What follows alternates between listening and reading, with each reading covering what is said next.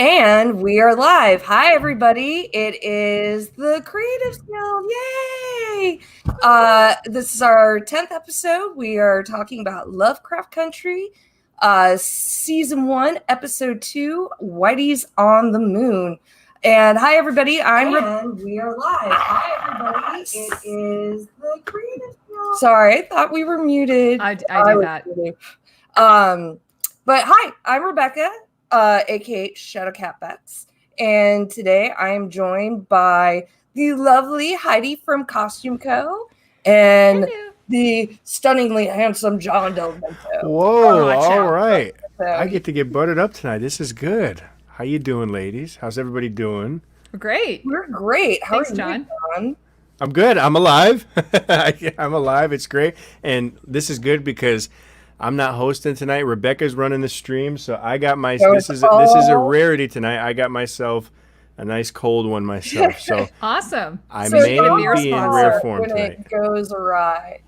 And we got Chrissy of Old Stones here, and apparently hello everyone. And Heidi, do you want to say hi to our fans? Hello, everyone. It's really nice to see you tonight, and I'm really excited. Actually, Rebecca's doing the buttons tonight, so this is going to be kind of fun. She's in charge. So John and I get to kind of just relax and chill, and you know, we're going to sort of take turns. But we have a bit of a new format tonight, so I'm kind of excited about it. Yeah, new show. It's been fun watching this and doing a weekly thing with you ladies. It's been great. This is our 10th episode, double digits. Double digits.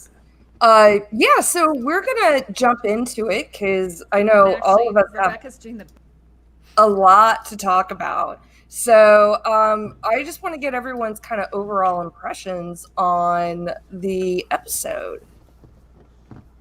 Oh, Chrissy doesn't have a wrench. Is she supposed to have one? Sorry, Chrissy. We'll make that happen. Yeah. I believe who's logged into the TCG account? I am not, but I promise we can do it after. Okay. Yeah. Please stay on the stream, Chrissy. We'll make a correction there. Yes. Because I don't know if any of us are logged into the actual account. Like, I have it going through StreamYard, but I don't have it logged in on my actual desktop. Hello, House Lorebridge. Is that a house from Game of Thrones? I don't believe so. Oh, okay. It is now. But so everyone want to kind of go into their overall impressions of the episode? Sure. Who wants to go first? You start, Heidi. Okay. Well, I loved it. I thought it was awesome. And so I was reading this article about how it felt sort of like it would have been like a season finale episode, but it wasn't. And it was in the second episode, like all this shit happened, you know? And that was really exciting. I love seeing the journey that our new friends, our characters are on, this cool kind of little journey, finding out a little bit more about them. And, the story is sort of like an onion. It just keeps, the layers are coming away and just getting a little bit more. And of course, I love the look of the show. It's gorgeous. And so looking forward to talking about the costumes tonight. What about you, John? What did you think overall? Yeah, no, I love that because we're doing these reactions, so I get to watch it twice. So I loved it. I loved it both times. This was a great episode. This is a great show. This is exciting for me because I'm working out like my fantasy, and as a music person, it's working out all my musical senses because I'm bouncing around. Especially this episode, there's like 6 different songs. I mean, actual pieces of music. And there's underscore, there's strings, violins, there's traditional stuff. So for me, I was working out a lot of stuff that, and there was beautiful women and beautiful men's bottoms. I mean, this was just a great episode. I mean, there was just beautiful stuff everywhere. And just, Heidi's right. It felt like a season finale. And I'm like, okay, we got 8 more episodes of this. I like magic as well. So there was kind of that magic in there. And, I like kind of the satanic stuff as well, and it was fun. So I enjoyed the episode. I'm excited to, go through it and everything. But yeah, it was fun. I hope everybody enjoyed it in the chat. Oh, OTDA's here. All right, haven't seen OTDA in a while. Just Creators Guild is really back. Nice to see you. Now he hasn't seen it. She hasn't seen it. Sorry, apologies. Yeah, if you don't want spoilers, we're gonna spoil the crap out of this tonight. Sometimes I So don't even know the gender. OTDA is I a think lady? it's a girl. I'm Wow. pretty sure. Lady, You can tell men, us binary, if I'm whatever. wrong. Welcome. yes, it's a very good show. House Lower Bridge, definitely. It is a very good show. I really enjoyed this episode. I I really thought initially that this was going to be very campy and very, or I'm sorry, I thought it was going to be more cerebral and a little bit more like kind of in the vein of Watchmen and Westworld, but it feels way more like True Blood to me at this point. It's just like it's kind of this like campy horror, which I enjoy quite a bit. So I'm having a lot of fun. Like this is the most fun I've had watching a show in a really long time. But stressful too. I'm like stressed out the whole time. So Yeah. and then yeah, so we're just gonna kind of jump into it. So this episode was titled Whitey's on the Moon. It was directed by Daniel Sackheim. It was written by the showrunner, Misha Green, and it was edited by two gentlemen, Bjorn Meerholtz and Joel Pashby. Uh, and, you know, everyone comes from like very distinct television pedigrees. So, yeah, we're just going to jump into it. And we're going to start with the cold open, the Jeffersons giddy montage between George and Letty. So, oh, actually, Heidi, you want to go through a few things from the previous episode, though. Oh, sure. Actually, yeah. So everyone's last week we did episode 1, and I mentioned that when it's hard for me sometimes just to see first episode and like kind of get figure out what's going on there. So I was able to figure out a few things. So, Rebecca, do you mind sharing my screen? There we go. So what I was just going to show you. So there's this one thing that I wanted to point out, and this was actually on John brought this to my attention that they had shared out this picture of it wasn't this picture, it was a scene of him walking of Atticus walking along, mentioning his white t-shirt. So there's a few things I wanted to mention there. I happen to know this guy, which is crazy, named the undershirt guy, and that's all he does. See, I'm being blocked there. Look, I'm hiding.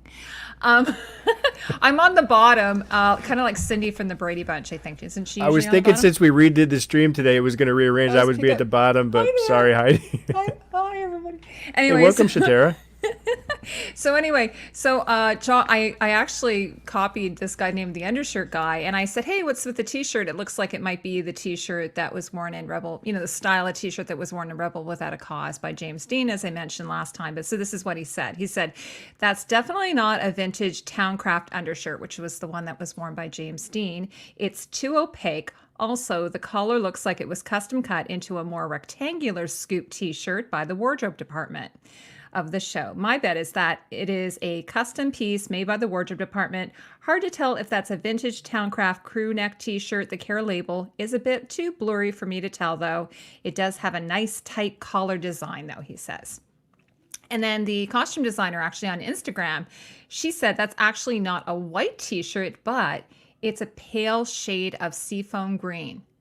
And, if you guys have watched any of my videos, you'll know sometimes they'll dip things just so that they don't look too stark on camera. So that's what they've done just to make it look a little bit softer. So that was one thing I wanted to tell you guys about. And then the other one was, do you remember at the beginning of last episode, we saw this, this alien looking creature, which, Rebecca was saying is probably Princess from Mars, sort of reference to Edward Rice Burroughs. So I found a couple of these posters. These are actually book covers originally from Edgar Rice Burroughs, Princess of Mars, that type of thing. And these are done by this incredible artist named Frank Frazzetti, which many of you probably know him. He was an incredible concept artist. And even like Princess Leia, for instance, her slave costume from Return of the Jedi is most likely inspired by this look. So that's what I sort of gleaned from that. When I saw this, I was like, yeah, definitely has that sort of Frank Frazetta. I don't know if you guys want to make a comment about that or not. Well, I have one comment that my first ever wet dream was because of Oh, that God. Princess Leia costume. So you're bringing back Oh, some yeah. memories about that. So welcome to the Creatives Guild, everybody. We're just Yes. making some deep connections here. Yeah, absolutely. And That was a hot costume, though. I mean, Oh, man, she for pulled it off. sure. That was hot. Oh, You know, the absolutely. nipples Yeah, were so pointy definitely. and yeah. But aren't these paintings are so stunning? I mean, I just love them so much. Well, the actual pointiness of the nipples was the significant part of that costume, right? I mean, that is the It was gold. kind of sculpted, yeah. So the same sort of thing here. Like these are really not even like full on bras. They're just sort of like little bits of metal. So that's they've sort of gone with that type of thing here. She's just basically, it looks like it has a little bit of a nipple on it. Like if we're going to be like go into Nipplegate Game of Thrones thing, it has a little bit of that. So I just wanted to mention that because this was just such a short little scene, but I found this picture the other day and I'm like, oh, this is actually that. So anyway, so that's what I wanted to just mention about last week. Sorry, we're going to that territory. Oh, Tony's here though. He'll enjoy it. The Dawn is in the building. Tony, Yeah, I was going gonna wait. I was waiting for the end to let everybody know that Tony was here. Hi, Tony. Hi, Tony. And everybody, I mean, I know most of the people in the chat are friends with Tony and LMR, but they have a fantastic live stream right after Lovecraft Country airs, like maybe about like a 15-20 minutes after it airs. So go check out Tony and LMR doing their thing every Sunday night. Great. Yeah, we plug. are covering this show, and we highly recommend it, guys. It's really fun. Yeah. It's just especially from creative perspective, and you could leave this picture up as long as you want. Really, I mean, it's great. All right. So Well, on I'm that gonna go note, back to we're gonna. Do you have anything else, Heidi? No, that was it. right. Everything else I'll just sort of incorporate as we go along. All Thank you right. so much, Rebecca. Oh, Of Santavia's course. here. And yeah. Oh, hello, Santavia. She This calls is us the Guild. We're like, hello, Guild. We got a short name now. So, all right. Again, let's just jump into it. So we're gonna start with our cold open, and everyone's dancing to the theme of the Jeffersons. Well, 2 of our 3 are dancing to the theme of the Jefferson. George has his books. Letty has her clothes. Yeah, John, do you want to say anything about this scene? 1, 2, 3, 4.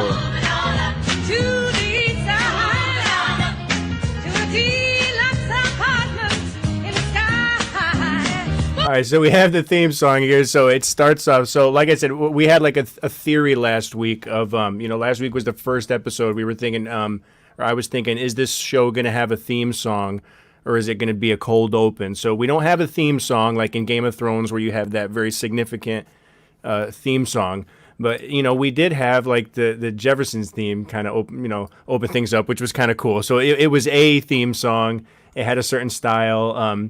I watched these twice to do this. At first, I thought it was kind of hokey, to be honest. But then something that this episode does, that this whole freaking show does, is that the changes are so quick. So right after the theme song, you get this really scary, like spooky piano that transitions in. There's so many emotional changes that happen so quick. But that Jefferson theme just gets you happy, and then boom, we hit this scary music. And I have a clip. I just got to load it up. But that's all I had to say about the beginning. And if you want to just hear the theme song a little more, I'll just play it because it's great.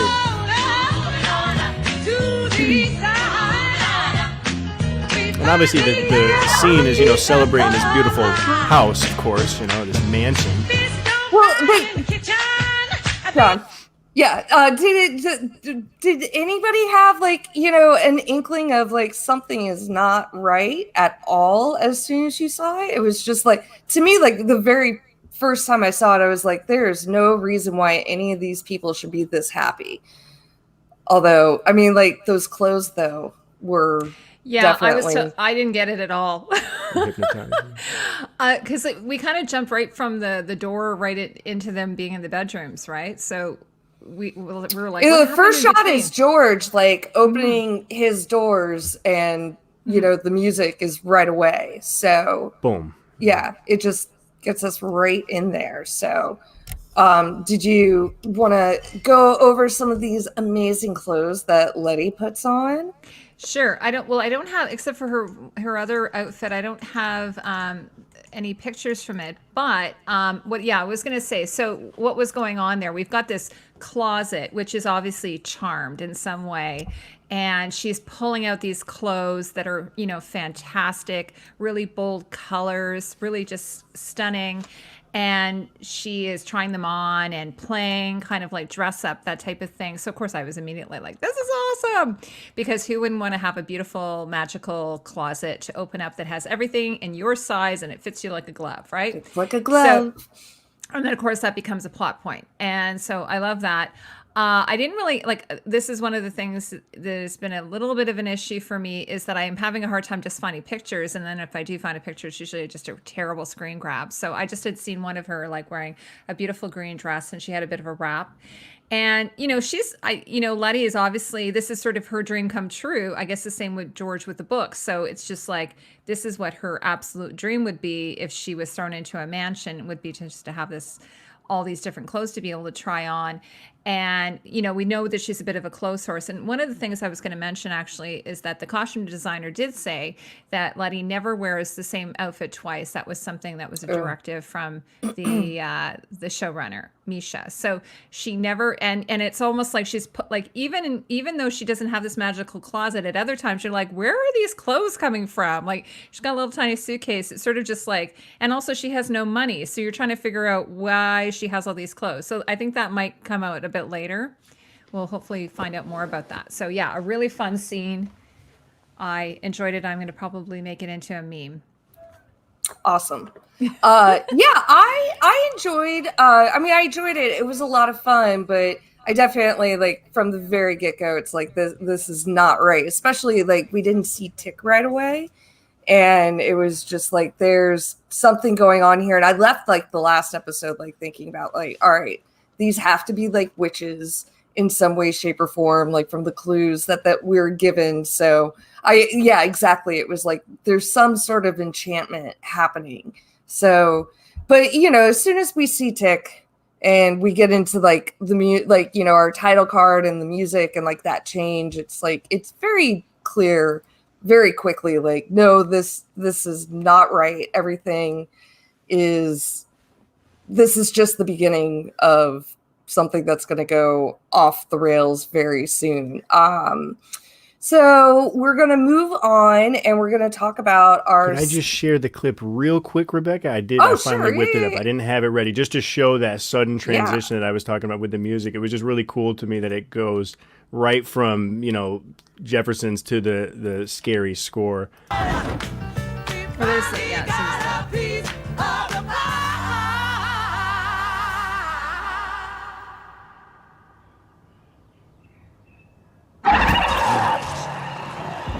Oh, the flashbacks.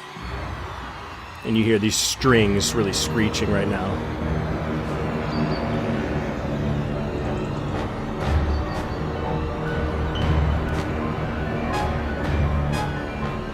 So yeah, it's this like kind of vintage, almost like Dracula movie kind of music, it right into the, brass strings and just very like almost like traditional score kind of music. So a very sudden change. So it was a cool scene.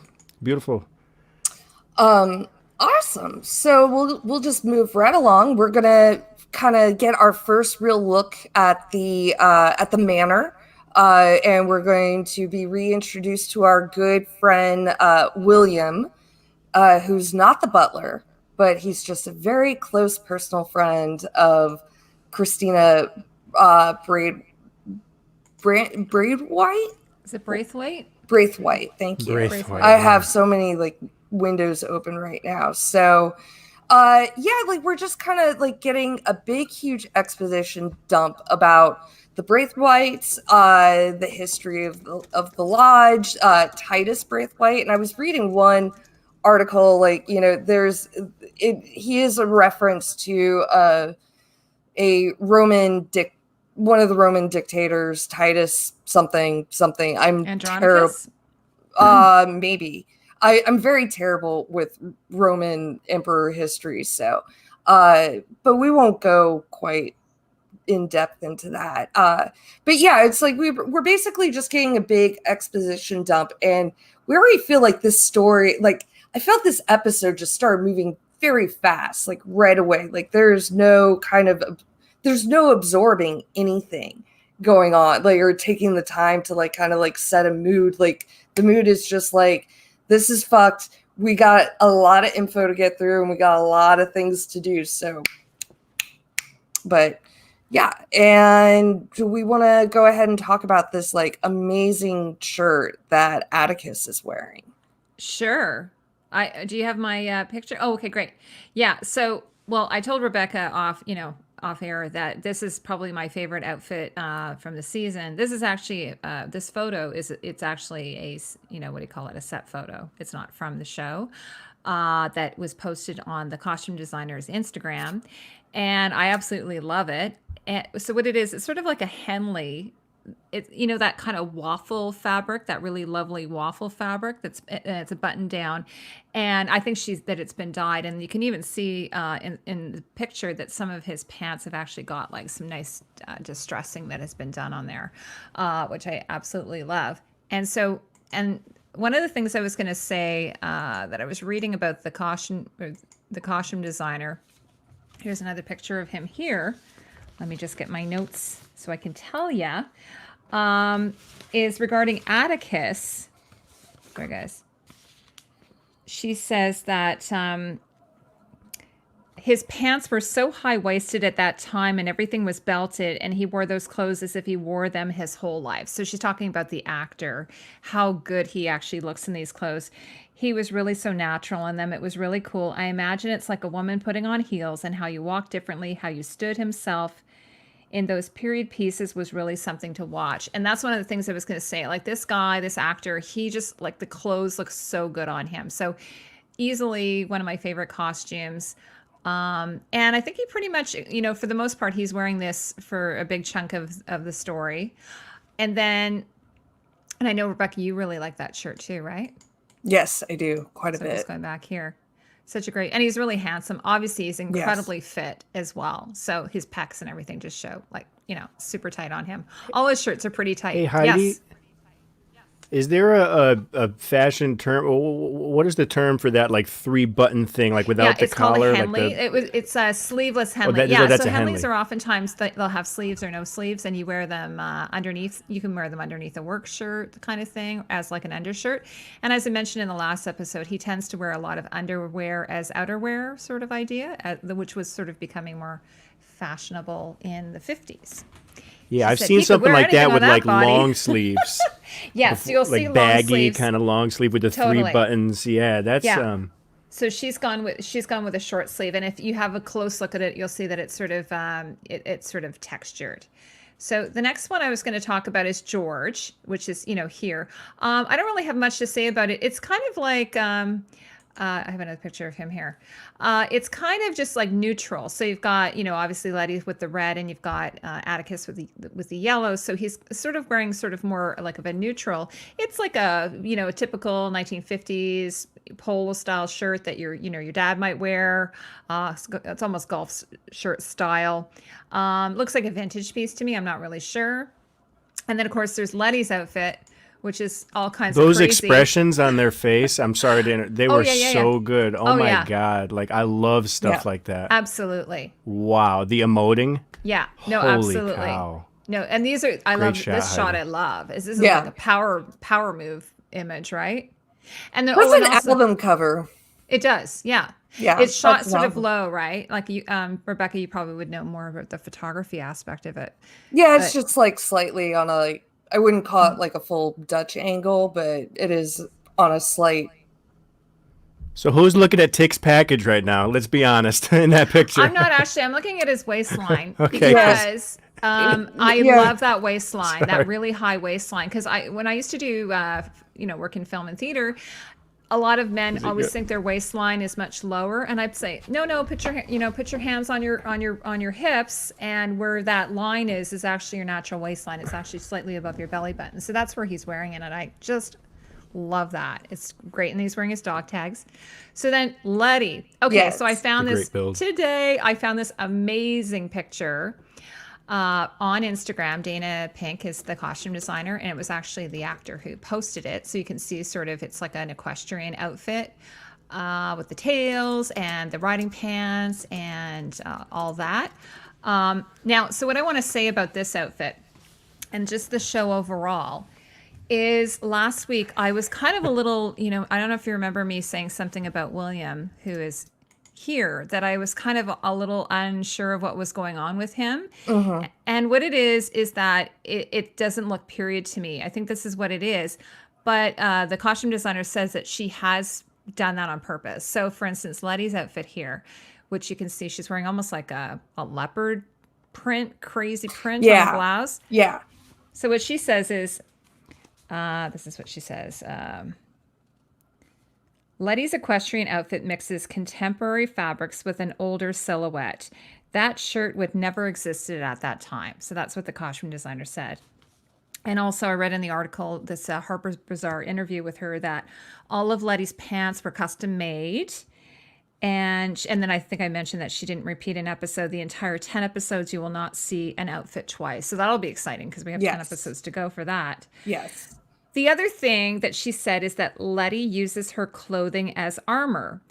And I sort of put in my notes, where have I heard that before? Of course, that was really famously said by Michelle Clapton in Game of Thrones about both Cersei and Sansa Stark, that they both wore their costumes like armor. So I thought that was kind of interesting. The other thing I like about this particular outfit on her is that this is something she sort of chose, right? Out of all that giant closet full of clothes, this is what she sort of put together for herself. So I like that. This is like, someone hasn't dressed her, she's dressed herself. She's like, I'm going to put this with this. And you know what I mean? She's mixed and matched. And in some ways it feels a little bit like almost like not just an equestrian outfit, but sort of like a ringmaster. Like, I don't know if you guys got that at all with the bright colors. I guess there's something about like the way, at least like when she had like the full jacket on, like, you know, with tails. And I guess like you do see that with like equestrians, but yeah, there is something a little bit more showy, because riding clothes tend to be like black and just black and khaki, and it's not as showy. So yeah, I can see ringmaster for sure. Yeah. And then but the pants, like, I don't know if you guys could see it, but she's got like suede patches on the inside, and then she's wearing riding boots or whatever. So, and then she's got the front flap, which is sort of a typical, with the buttons. One of the things, again, this is another reason why I didn't feel it was super 1950s, is that her clothes are really tight, like really tight. And not that there's anything wrong with that, but I think that that feels a little bit contemporary. So I think that was a choice as well they made during the fitting, to make her pants like super tight. I'm not saying that there weren't some really fitted things, but it's not just her pants. It's like her jacket. It's like her, her buttons always look like they're slightly pulling. So there was a decision made there. And then the last thing, of course, was William. As I was saying, I have a picture of him from earlier. This is him without the jacket on. I'm not really crazy about this. I don't know what it is. It just doesn't really work for me. But that's just my opinion.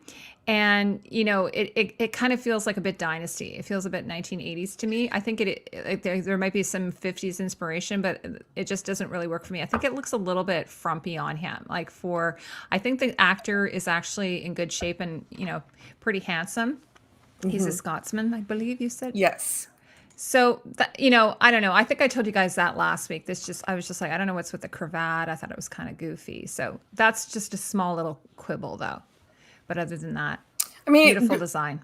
Maybe it's just to like kind of like put even more distance between our trio and what is happening in this house. Yes. Like a little bit more signposting, like, it's like you're not part of this like inner circle. And especially like when we start finding out, like, this isn't just like, oh, we're weird rich people that like live remote, like in a remote area of Massachusetts. It's like, no, there's like a full-on cult going on here. Although we don't quite get like all the cult information quite this soon in the episode, but you kind of know that's where it's going. Yeah, and then people were sort of mentioning it's sort of maybe like a bit of an Aryan, like they've gone with a bit of an Aryan Targaryen look with the blue eyes and the white hair. The idea that sorry, this is a spoiler that they're descendants of Adam, that type of thing. So I'm not. I like again. I love to see what's going to happen moving forward and get some of the information. Like he's yes, thank you. It just looks a little bit ill-fitting. I don't know. So it'd be interesting to find out what the costume designer had to say about that. Not going to. I don't want to beat up on this poor guy. Yeah, I think like once like that jacket gets removed, like there's something a little bit easy, like it's a little bit easier. And is he wearing a tuxedo in like the big dinner scene?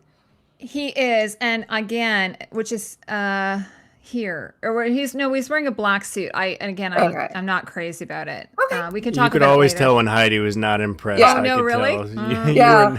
I could tell that like, you were not impressed like, by the tux. as stern as like Heidi gets, like I'm not crazy about it. This is like our nice Canadian. That's like, but I love the design, so I don't want Yeah. to take away from it, and I know that they work their asses off. So just I always appreciate how much work goes into this, and I know how much work goes. So I don't want to be trashing them. Chrissy of Oldstones with a positive spin. Hopefully, there's better suits in his future. I hope so. Well, that's something I think like when we get a little bit later in the stream, like we're gonna talk about like what is going on. Like William was like probably the most intriguing character to me in this episode, like who was actually like physically present in real life in that episode. Like there were a lot of very intriguing people that came up, but like William has a little bit more going on than we know about right now. So yeah, I'm hoping that we get to see more of him. Also because he is a very handsome man and I would not mind seeing more of him. So John, was there anything about like the music that you wanted to talk about? In this particular scene, not too much. There's not a lot of underscore comments in this episode from my end in general, so you're not going to get a lot. But whenever there's a song, I'll mention it for sure. There wasn't a lot of underscore like score music in this episode, but what was there was very horrific and very good. But in this season, in this scene, what I noted was just that it's very sudden. Right when you hear the words like "we're being watched," the music changes instantly. Like there's no fade, there's no train. So everything is very sudden, very hectic. Kind of like what's probably going on in their minds there. I mean, very sudden decisions, very sudden changes. So yeah, that's all I really noticed. But I really like the next scene. Yes. When they go to the village. All right. That was just like my favorite. Not musically, just vibe. I thought it was cool. Yeah, like so once we start on the mystery starts building, we realize that both Letty and George have no recollection of what had happened the night before. And then they decide to go to the village, which they see out on the veranda, and to investigate, hoping that they find Atticus's father, Montrose. So yeah, it was very, it was right away. Like we felt like we were like transported to like even yet a different period of time. Like were they Amish? Were they like just kind of stuck somewhere in the 1700s? They also seem to be like very oblivious to everything that's going around them. Like there was like some acknowledgement, or there might have been zero acknowledgement of Letty and George and Atticus. Like there's just nothing there. And did you guys notice like the maypole kind of like Wicker Man reference? I did. I thought Wicker Man right from the moment I saw it. Absolutely. I But, thought like, Wicker yeah, Man like right off the bat. Yeah. Because also I just reviewed what is it called? Midsommar. I just reviewed that. So yeah. like, oh my God, it's a Midsommar. It's a cult. Yeah, it's What's called. it called?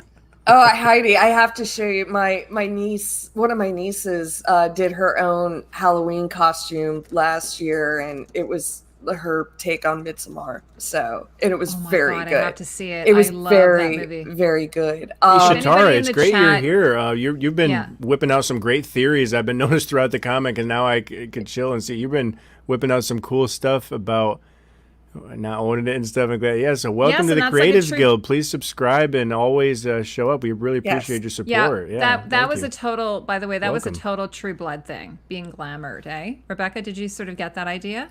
Yes. I mean, I couldn't tell like how much like it was coming from the whistle or how much the whistle was just kind of like, was it controlling the townsfolk? Was it actually controlling, obviously it was controlling the monsters a little bit later, but yeah, like there's definitely like glamours going on and that kind of good stuff. So we'll kind of talk more about George and Letty a little bit later, but yeah, and the lady, the scene was very good, and but it's just like there's so much going on. Like we're only, we've been talking about this for over a half hour right now. We're only about 10 minutes into the actual episode, and like so much has already happened. But we get like maybe a little bit more of a clue where Montrose is. We get a little bit of clue about who was controlling the monsters that suddenly like had disappeared once that whistle beckoned them off in the first episode. So, and they're warned to get to the house before dusk or before sundown and being time for dinner. And what are they doing? They're walking the woods at dusk, which, okay, I'll go with it. It's totally cool, but I was a little it's fine. I mean, like suspension of disbelief, but yeah, like so we're in the woods and we're getting a little bit more, again, more backstory, more hints towards Tick's and ancestral connection to the Braithwaites. Yeah, it's just like so much is happening and I haven't gotten a chance to like catch my breath. Everything's clear to me, but it's just like the pace is just relentless at this point. The ancestral connection is what starts to get me because like my curiosity is the emotion that was triggered the most throughout this whole like episode, this whole scene. So whenever they started talking about the ancestral connection, and even remember last episode I was talking about this like at the end of the stream where we're talking about theories and stuff. I wanted to know what's going on, like what does George know, and I kept thinking like George is always such an authoritative storyteller. Like he always seems to he knows, and there's something going on with it. So whenever I hear the line about the ancestry, that's when I get the most intrigued. And a couple scenes later, it gets the payoff is brilliant. But obviously in this scene there wasn't any significant music either. It was more of a display of what was going on. I mean, I'm not the costume expert, but I do kind of love the frumpy dresses and stuff like that. I loved it, but it sparked my curiosity, and then before you knew it, the scene was done. So that's what I would have to say about this scene. Sorry, I muted. Yeah, no. And Heidi, do you want to we want to talk about Christina's clothes too, because Sure. Well, I wanted to talk about the dog lady. Oh, there she is. What? I got this picture of her. She is just like I'm like I don't even know what is going on with her. It's funny because there's this actress from SNL she kind of reminds me of. So she's very kind of androgynous, right? Like not really male female. It's a woman obviously, but her clothes, she's wearing men's, what would be called braces at that time, or suspenders. She's wearing a straw hat. I can't remember what she's wearing on the bottom. I think it was pants though, if I recall. But obviously she's the dog handler and she's dealing with whatever's in that building. Like what the hell was in there? Not even sure. So I was just like, I don't know what to sort of think about this lady and her outfit. Again, it's not, I don't know. Like I'm not really sure what I think about it. What did you guys think? I mean, I definitely kind of felt like it was, I was gonna say redneck chic, but yeah, not redneck really chic is good. Yeah, like hillbilly, a little bit hillbilly. I mean, it has like kind of like it feels like it has a little bit like of a Tom Sawyer-esque kind of feel to it that probably wouldn't have been quite right for the 50s, but and obviously she's not, I don't think she's wearing any undergarments, which of course women would have always have worn that. But I do like, the one thing I do like is there's smocking, which I always love smocking on the top. So it looks like it could be a woman's blouse, but because it doesn't appear that she is wearing some type of foundation garment, like in, the nip waist, like we see on everybody, all the other women. So I think it's sort of like, I don't really give a shit. Like she's got a bandana around her neck, probably sort of to wipe the sweat off her brow. I'm not sure. She's a hardworking gal. And she's wearing the whistle there. Yes.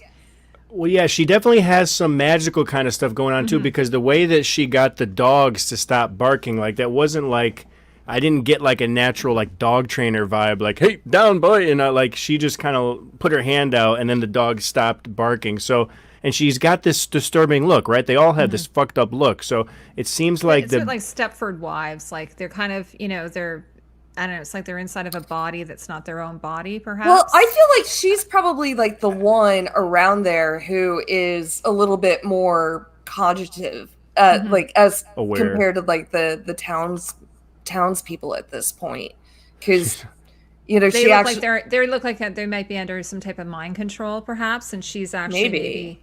Because she, immediately, and then of course there's undertones of racism there, right? Well, she seemed to have a singular purpose, though. Too. A few undertones. Sorry, maybe that's maybe that's an understatement.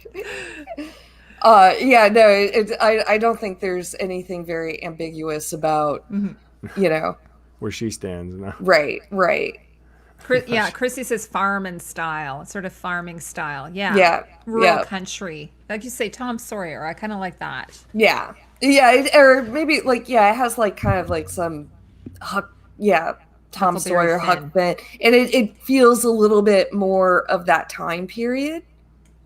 Yeah, and then did you want to talk about Christina? Yes, is it Christina? Yes, it is Christina. Okay, so all right, so what I was saying earlier is that Dana, who's the costume designer, she's mentioned that she has sort of like blended in some, modern with the not so modern. Like she said, they ordered a bunch of stuff online.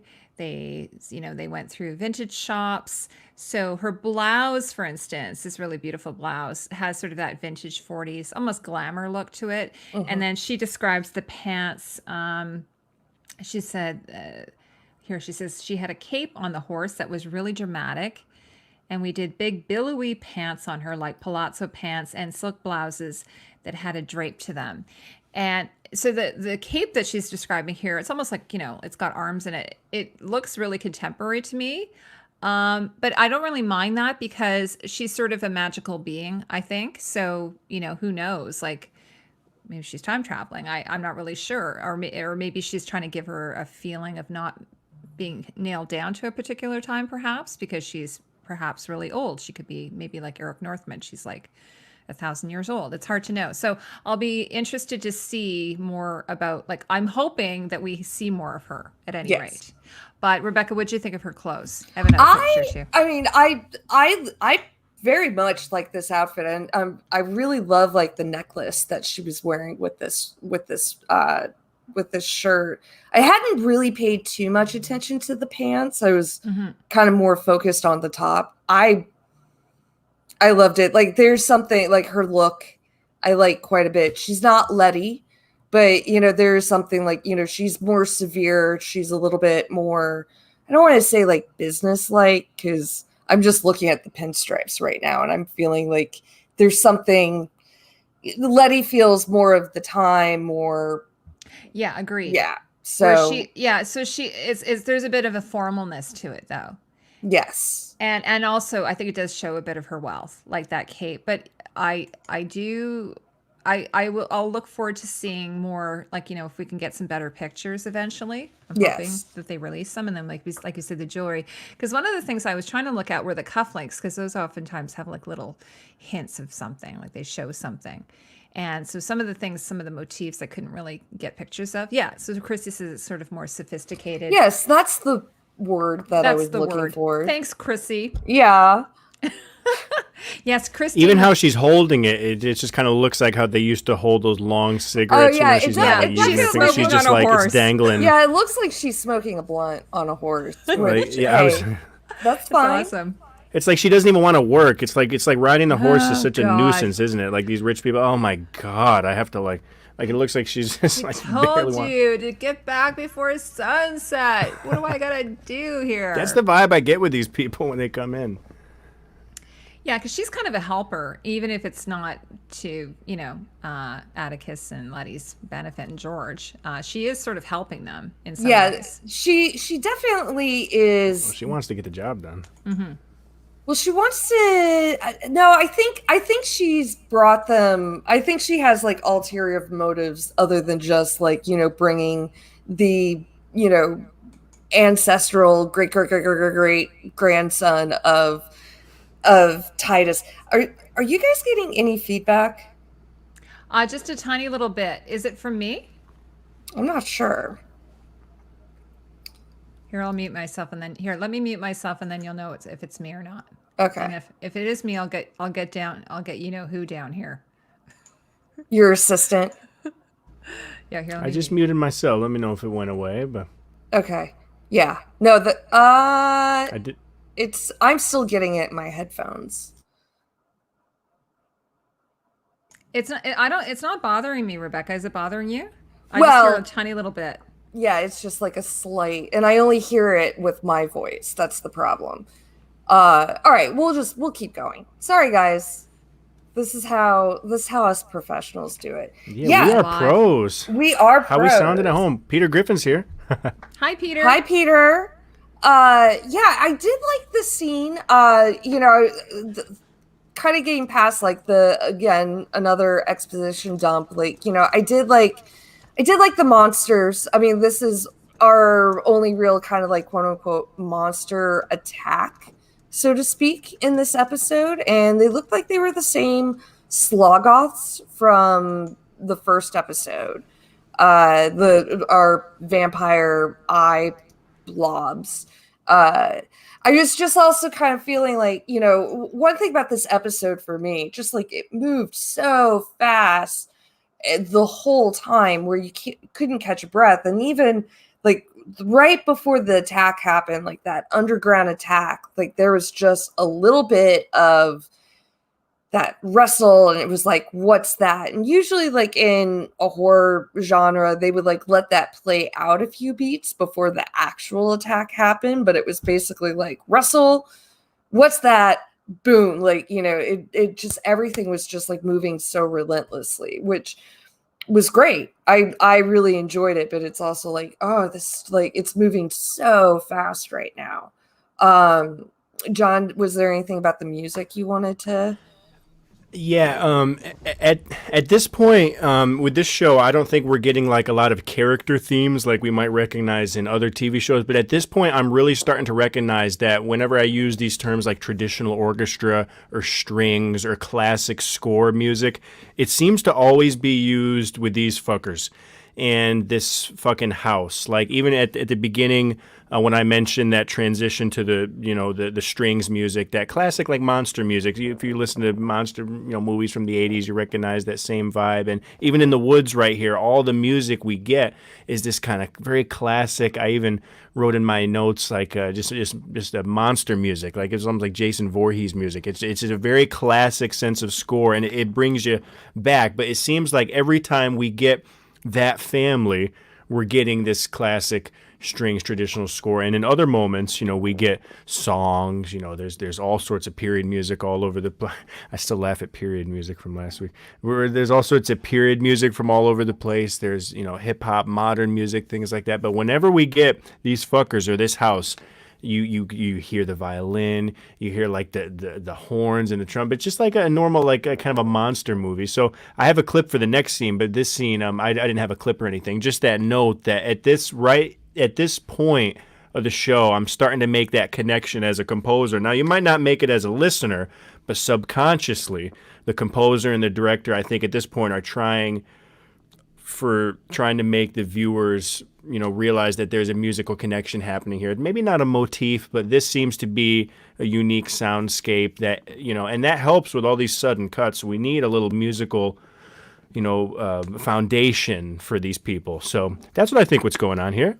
So, but next scene, again, next scene, when we move on, I have a clip because again, it's strict orchestra music, and again, they're in the house. So that's the connection I'm starting to make. It could change all next week, but yeah, I'm starting to notice that about this. 15 minutes into the episode.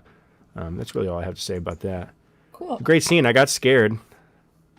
Yeah. Oh, yeah. They're very A lot good. of jumps. Yeah, they're very good at the jump scares in this show. Yeah, very good timing. And even like, after, what I watched it closely twice and kind of was working on it again. So I've like seen this episode like 3 times, and I still had some like good jump scares, even though I knew it was coming. But yeah, that's just like, so we're getting back to the manor, and we meet Samuel in the middle of like some crazy operation with his liver.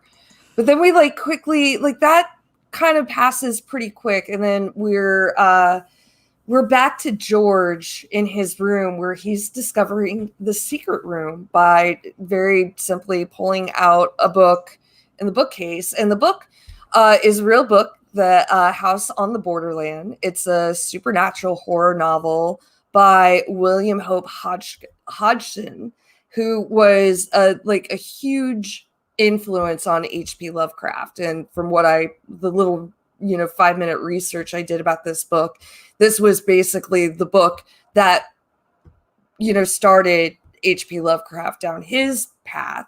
But it's a hallucinatory account of a recluse's stay at a remote house and his experience of supernatural creatures and otherworldly dimensions. So, and that leads George into this like secret room and secret library, like discovering the bylaws of the Order of the Ancient Dawn, which is the cult that is coming together in this manner. Someone had to leave George. It's like, there are too many coincidences that George is like so quickly finding this information. They're like the clues that William was dumping earlier on when they discuss like, Titus was always kind to his slaves. But then, that's a euphemism to like, yeah, he's kind as in he had sex with his slaves. And Letty putting together like, Hannah, who has to be Tick's great grandmother, was pregnant when she escaped the house, like during another ceremony that we're like basically going to re-encounter later. So someone's leading George through all this stuff. I think it's William, but that's just my theory at the moment. Oh, that's interesting. Yeah. I do have the clip now. If you want to share my screen, I'll play it right now because just for the score, at least, like I was saying for the orchestra, but for the story, we could see exactly what you're talking about now. It's a good timing. So I'll play it right here.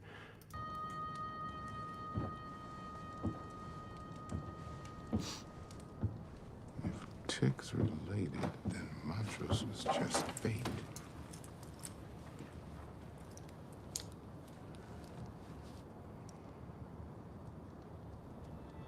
Right about here, you hear the strings kick in.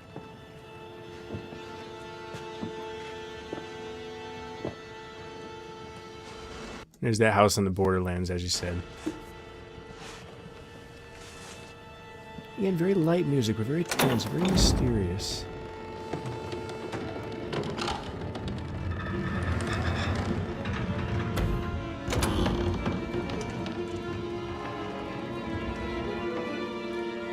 The orchestra just kind of builds.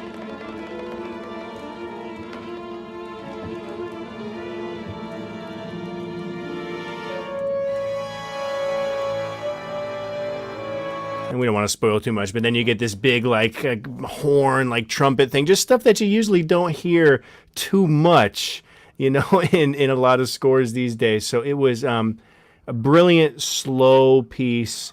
Again, this is just the type of music we hear in this house. It's not like a theme. It's not a main, like, big fantasy, Lord of the Rings, Game of Thrones kind of, but it gives you this eeriness And strings are just great for that. They're just great instrument. The piano, these basic, traditional classical instruments tend to be what are used here. In other places, like last week, we heard a modern beat from TikTok. Like we heard 50s music set. But for this, we get, and even there's a scene later where we just get like dinner music. So it's got this 40s, 50s kind of, monster movie vibe, which as a composer, I kind of like as like kind of an artistic choice.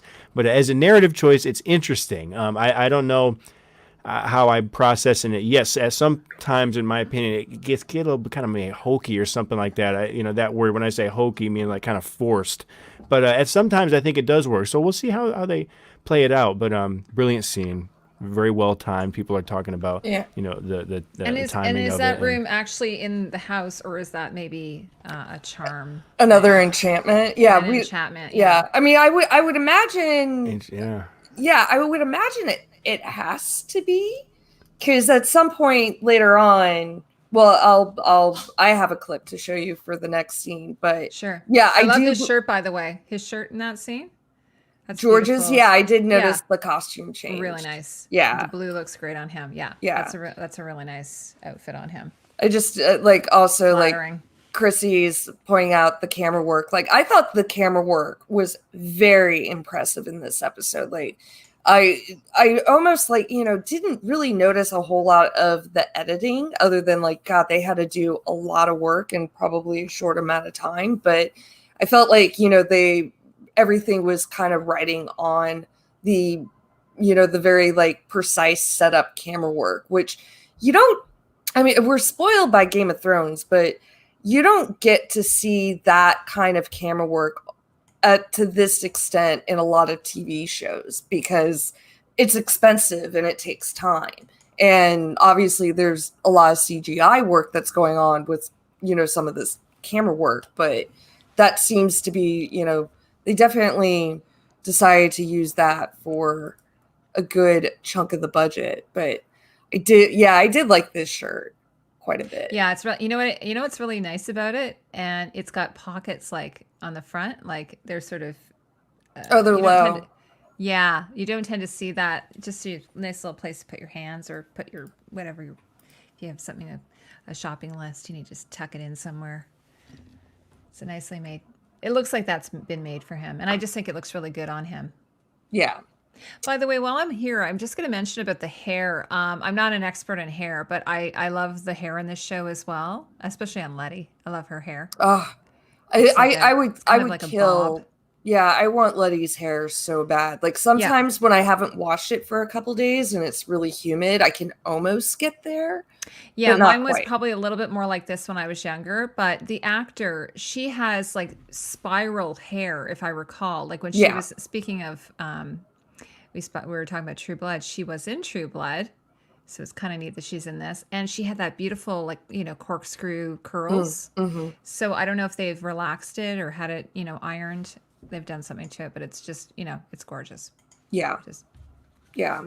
Letty is definitely my fashion icon girl crush now. That's look at her stance. She's got I know. She's just she's fierce. Yes. Awesome. So all right. It would make a good album cover, wouldn't it? It is. I mean, that should be the soundtrack cover. Yeah. It's a great picture with the mists and everything. The mist, everything. Yeah, it's a great picture. So, are we going to move on to the cow birth? Yeah, here we go. Oh my god! I have nothing to say about this scene. No, I mean, I don't have a whole lot to say either, other than what the fuck. That's my reaction in our chart. What the fuck? Definitely, this has to be go along with the fact that the townsfolk are definitely enchanted at this. They have to be that birth, and they're smiling, and it's this cute baby. Hold on, guys. Again, I am a professional. Oh no! Don't tell me we have to. Are we gonna see this thing? Well, no, I'm not gonna play the clip. Is that all right? I might heave. Sorry, I'm a little queasy. Oh, it's just kind of more. Where are Not really. you? I can handle it. Are you I'm sure? tough. I'm tough. No, it's just kind of more. Well, the thing is, I didn't even know what I was handling at first. That's the problem. Like, there you go. This poor cow. Like, how is this cow supposed to bond with this baby that only a mother could love? But those, yeah, and no explanation past that. Like, there's just nothing. So I don't know what to I don't know. Like, these are obviously being bred to help protect the Braithwaite land and manor, and like something going on. They're obviously under at least some control between Christina and Black Bear Dog Lady. But other than that, like, there's not just like nothing else to like say about it. Yeah, I was my mother would be ashamed. I feel like there's some Bible prophecy or something about these creatures with eyes all over them. And now that we're starting to get spiritual and we're getting into Adam and like Cyrus and stuff, I was starting to think about that, and I had the idea right before the stream, so I was going to try to look it up. I feel like and you know how the angels in the Bible are basically like half breeds. Like there's this in the Old Testament. There's the Nephilim, which the angels. I guess they were bored up there, so they went down and got they got some action for some humans, and they had these happy. So I started to think, is this some kind of because we were joking around last week, is it aliens? Is it demons? Is it witches? And I'm starting to get this kind of biblical Garden of Eden thing kind of happening now. So I was looking at the eyes on the creatures, and I'm thinking, I wonder what I swear that I think there's some prophecy in one of these Old Testament books about creatures with eyes over them. So I feel like, and I'm not a Lovecraft person. I don't know if that's part of the book, but that's what I was just thinking. And as a composer, when the scene starts, you just hear like very basic mystery music, like very simple music that you would hear in any like composers 101 class, how to make a mystery scene. Like, and I was looking, I'm like, what is the mystery here? What am I watching? It's just a cow birth. And then at the very end, you start to see it's like kind of a slug. So again, it was another example of one of these, to me, some people would say maybe confusing scenes or misdirecting scenes or falsely scored scenes, which I like. I think that's an artistic choice that you can make as a creative person, that it's kind of step outside of the box a little bit, is to kind of throw the viewer off. And I like that we can kind of not know what's going on here, keep the viewer on their toes a little bit. I think that's good TV. But here you could even say this was like false scoring. I mean, this was a good example where you could take it and you could put scary music there, you could put happy music, you could put a waltz there or something, you could put a classical song, you could put anything there and it could affect the emotion. So they definitely made a conscious choice to create that vibe. But I just kept feeling that there was a mystery here. Like, it was a very mysterious soundtrack, very mysterious scene. But I didn't get a payoff, but I saw a quick scene of those eyes and everything. And again, Christina just seems like she's just doing it. Another day at work. Like, oh, I've done this before. Here we go. It just seems like she's running through the motions. Just another trust fund baby, just doing her things until she needs to cash out. That was her first time giving birth to the cow monster baby. So like, that's like, there's some natural talent going on. Come on, give her a break. All right, natural talent. We'll give her the natural talent, but we'll give her points for natural talent. She did execute it very well, right? She is also a witch, so there you go. But didn't they say it was a breech birth? Like, the slug doesn't have legs, so how would that be a breech birth? You're my expertise. You're the mom here. It means like the head is first and the legs are first, and then the legs gotta. No, I mean, like, they have it's still like, they have like a bottom, they have like a tail. I know, but it just looked like it was one long thing. Yeah.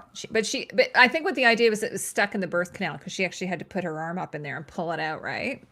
Yes. Shatara's asking, why are they breeding them? That's a good question. Yeah. No, and that's, yeah, are they being bred to like just protect the land? To protect the house? there's more going on in that house other than that like weird creepy cult. Yeah, so I think what it is, we don't have necessarily all the information. Yeah. And We're when will we get it? Because hopefully, yeah. Yeah. Well, they are giving us a lot of information at once, though, which I do kind of like, because like shows like Westworld drive me bonkers because they hold everything back, and it's like, oh, for God's sakes, would you just tell me already? So we can't complain about that here. Right. No, that's true. Yeah, no, but there's also like you're getting a lot of information, but it's also like there's just still so many like questions out there. And I know we won't talk too much about the trailer, but it doesn't look like anybody from this episode is, or outside of our heroes, is going to be showing up in the next one. We see some characters that were in the first episode come back, though. Yes. So it looks like they're going back to Chicago. Sure. Exactly. Yeah. So I didn't even see the trailer yet, so I look forward to it. All right, we'll just kind of move on to our like kind of like the dream Sea of Sleep montage, you know, which is kind of heartbreaking. Hey, John, will you mute yourself because that's where the feedback's coming? Thank you.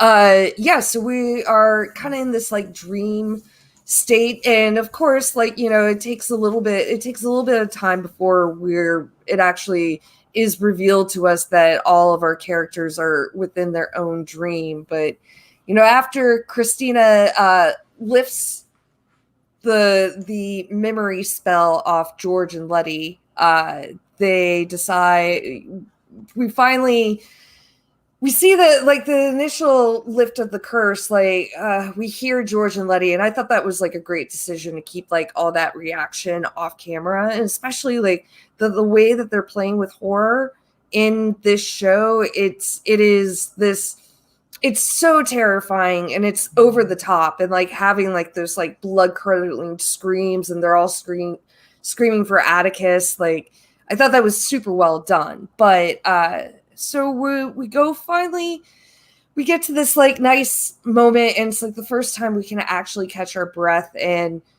Letty and Atticus, somehow Atticus is able to come into her room, even though we've seen him be shut into his old room, and they have conversation. We get like a little bit more of Letty's backstory with her mother, and you know, everything really revolves around her abandonment issues, and like we're getting a closeness between Letty and Atticus that I know I want, because I want to see these very attractive people making out for sure. Now, one of the things is, like, you know, unlike the beginning of the show where I was like, I didn't really necessarily clue in, I knew right away that wasn't Atticus. Because I thought, okay, I know he has been sealed in his room, so how would he have snuck into her room? Right. Yeah. So but you know, also like there's still, you know, you get a moment, but what I was going to bring up is I really love, and it's kind of even going back to like the camera work that Chrissy was mentioning earlier, like the kind of like this initial misdirect that, especially that we have in picking these two characters to kind of like start this misdirect with. Now, I have no idea if you guys are going to hear audio on this, but we'll see.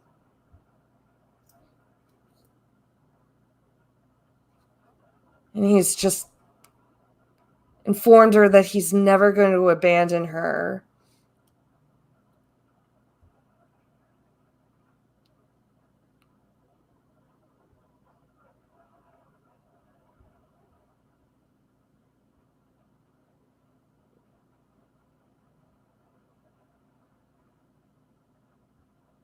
And then the stained glass window. Yeah.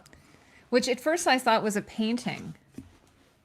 Yeah. And they do use, like I said, they are using strings here. I'll tell you, it's the strings. It's a classical. It's a tradition. And when I watched it, it was almost cheesy. It was like cheesy love music. It was very traditional, like love movie music. So yeah, but so like beautiful scene. Yeah, and you know, the whole misdirect, and then I kind of like the fact that we get like a little bit of an idea of like what the actual geography of the manor is, but Yeah, that stained glass window where Adam is, With the snake. seducing Eve with the snake, and as soon as like there was a close up on that, it was like, oh, this is definitely not going the way, but it's a really great scene. And I know when I was listening to Tony and LMR talking about this right after the episode aired, it was to me, like, this was kind of like the best part of the episode, like these like three little like dream sequence scenes, and especially like then all the intercutting, like once we kind of figure out, like, after we move past that stained glass window and come around to Atticus, it's like, all right, well, nothing is as it seems. And for me, even if like, it's like, can they live in their dream for just a moment? But then it's just like constant terror nightmare for all of them, even for George, which seems to be like the nicest of all of them, is kind of a living nightmare for him as well. Now I have a picture of him with I don't know her name, his paramour. Dora, but this dress is amazing. Yeah. I love it. It's crochet. Yes. With the yellow, just so it really pops, and then she's wearing that sort of coral lipstick and her hair and everything. I love it. And then here he is wearing that shirt, dancing with her. So it's just a really great, she's got like a wave. Yeah, I really love this scene. I don't know, you guys have watched the episode twice. I haven't. So what's do you know the deal with her? Is she a lost love or someone who's died? The theory, I mean, we're pretty sure that that's Atticus's mother. Oh, okay. That's interesting. Okay. And we'll get to theories later on, Okay. but yeah, it's not stated for sure. Okay. But because I don't think that they've actually said, Atticus's mother's name is Dora, but this lady's name is Dora, and I think we're all pretty sure that is Atticus's mama. Because well, that they played into that mystery, didn't they? That that comes out. I do. By the way, I do have a few pictures of Montrose as well. I don't. Maybe we haven't. Well, gotten to the scene yet, right? we'll get to Montrose. Oh, we haven't in a gotten minute to that because scene yet. Okay. Yeah, and I want to play Montrose's introduction. Sure. So, is there anything else? Oh yeah, no. So we're going to dinner. Yes. Well, there's a song in this scene too. We got to. Yeah, this is one of the big moments. Yeah, if you do this screen share real quick, I just want to shout out the song that was used there, because for the whole montage here, they're using this traditional 50s, and it really creates an excellent vibe. This is 1958 Earl Grant. The album is called R&B Originals, and he was just known for having just an amazing voice, just a beautiful song here. At the end of a rainbow, you'll find a pot of gold. At the end of a story, you'll find it's all been told. But our love has a treasure our hearts can always spend. So check out that song at home, folks. It's published by EMI, so they're still treating the song really well and taking good care of the royalties and everything. And yeah, they're just that's only the second. I mean, there's so many songs in this episode. So yeah, that song was used here, and it was Earl Grant. Shout out 1958. That's called R&B Originals. That's when they say R&B, they mean rhythm and blues. That's not like the baby making like R&B, like modern R&B. This is traditional R&B classics is the name of the album. So a little different concept. He's got a really buttery voice, kind of like Nat King Cole. Oh yeah, just beautiful. And then you hear they kind of doubled the vocals, so he would sing it like two or three times, and they would top it on top of it. Just brilliant production back in just good technology. We talked about that last week, how one of the big this period was the technology in the music was the electric guitar and the microphone. The microphone was one of the great innovations of this time. So you get that characteristic sound and you get all that. It's beautiful, and they use it really well. So yeah, that's all I had to say about that scene. But it's just such an artistic. I mean, it's like an episode in itself. All these freaking scenes. It's like an episode in itself. Everything that's going on, and it's good to analyze it. So song, is it a breakup song? I didn't want to play too much just for royalty rights and stuff, but just the lyrics though, is it? I have the it's lyrics called the here. End. That's why I'm wondering if it's a breakup song. Like so at the end of the sad rainbow, song. you'll find a pot of gold. At the end of a story, you'll find it's all been told. So that's okay. the first. And then at the end of the river, the water stops its flow. At the end of the highway, there's no place to go. So it's just but just tell me you love me and you are only mine, and our love will go on till the end of time. So it's kind of a romantic song then. Very romantic, yeah. Mm-hmm. Good for that scene. All right. It's a good verse, isn't it? Yeah. All right, we're gonna move on to the dinner scene, as Heidi has it in our notes, the eyes wide shut scene. Because almost there. I don't know. I just sort of I kind of thought that. Well, first of all, you've got a bunch. It's always like, I don't know. It feels a bit like a trope. Is this a trope? Like, come down for dinner, and then everyone's dressed in their their black tie or white tie and tails, whatever it is, like at the Manor. You're at the Manor. It's like it's in a horror story, but everyone's all dressed up to the nines for dinner, so it's sort of like that. And in this case, you've got an order that are all of white dudes, because there's no women allowed. It's a sexist, racist order, although they say they're not racist, but so it's all a bunch of men. And then, but you do have, and I kind of like this because it's sort of nice to see both of them. This is Atticus and George in their sort of black tie, which I guess has been left for them, probably a perfect fit as well. This is a little bit of a dark image, but I think that, so for instance, they're both wearing black tie. They're not wearing clip-ons. They're actual ties. And they are wearing French cuffs, which are like turn-back cuffs with cufflinks. And it looks like, it's hard to tell, but anyways, Atticus looks amazing in this shirt. Like, he kind of looks like a James Bond in this shirt, I think. Same with George. Good point. What's that? I said, good point. He does. He just fills out his clothes so nicely. It's sort of funny. Like, I was talking about Tom Hiddleston, who is really lanky, who plays Loki, super lanky, but like the way he looks in his suit, like it's always like, he just looks so good in a suit. So I feel like he looks a bit more like a Daniel Craig in a suit. He's really, really built, just looks really great. So I kind of like this scene. I just sort of thought it was funny. I also compared it to The Skulls. I don't know if anybody's seen that movie. It's about another secret order of elites. So, you're sort of going with, I feel like it was sort of tropes. But it's tropey, Yeah. but I think it's suitable for what was happening there. Right. Well, and oh God, like I don't even know like how like the Freemasons and stuff like that like kind of even like remotely fall into like the Lovecraftian world that we're in. Like I'm sure they do. I know like there's a lot of other kind of supernatural tropes like that do start getting into like those secret societies or like using them as some sort of plot device. So yeah.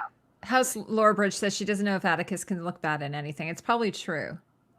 Yeah, he's very a very handsome man. No, but yeah. I think George is a very handsome older gentleman, because like the actor himself is 60. He looks amazing. Like, can you believe that he's 60? He's married to Angela Bassett. Yeah, Angela Bassett, exactly. Yes. So I love Courtney B. Vance. He's fantastic. Yeah, I love him. Whereas I'm not familiar with the Atticus actor. I've never seen him, to my understanding, in anything. He hasn't been in too much like big stuff. Mm-hmm. I mean, he's only really been doing film stuff for like, really for the last like 3 years. So well, he's doing a damn good job in this, I'll tell you. I mean, he's just, he is just acting the shit out of Yeah. this. Like, and that's good. Like, like him and Letty, I think are like they know when to chew the scenery. They know when to like really like we're gonna just fucking act right now, and it's great. Like I can't like they're so compelling. Like they're such compelling actors, and they're really like doing a lot to get us with these characters for sure. But You can But tell it's it fu- must it's be really funny, fun on these it's- sets. oh yeah, It's funny that the scene when they walk in, the two of them, they walk into the room with all the white dudes. Just the way everyone, like, everyone's reaction. Even though, like, he's like, "Oh, we're not the KKK."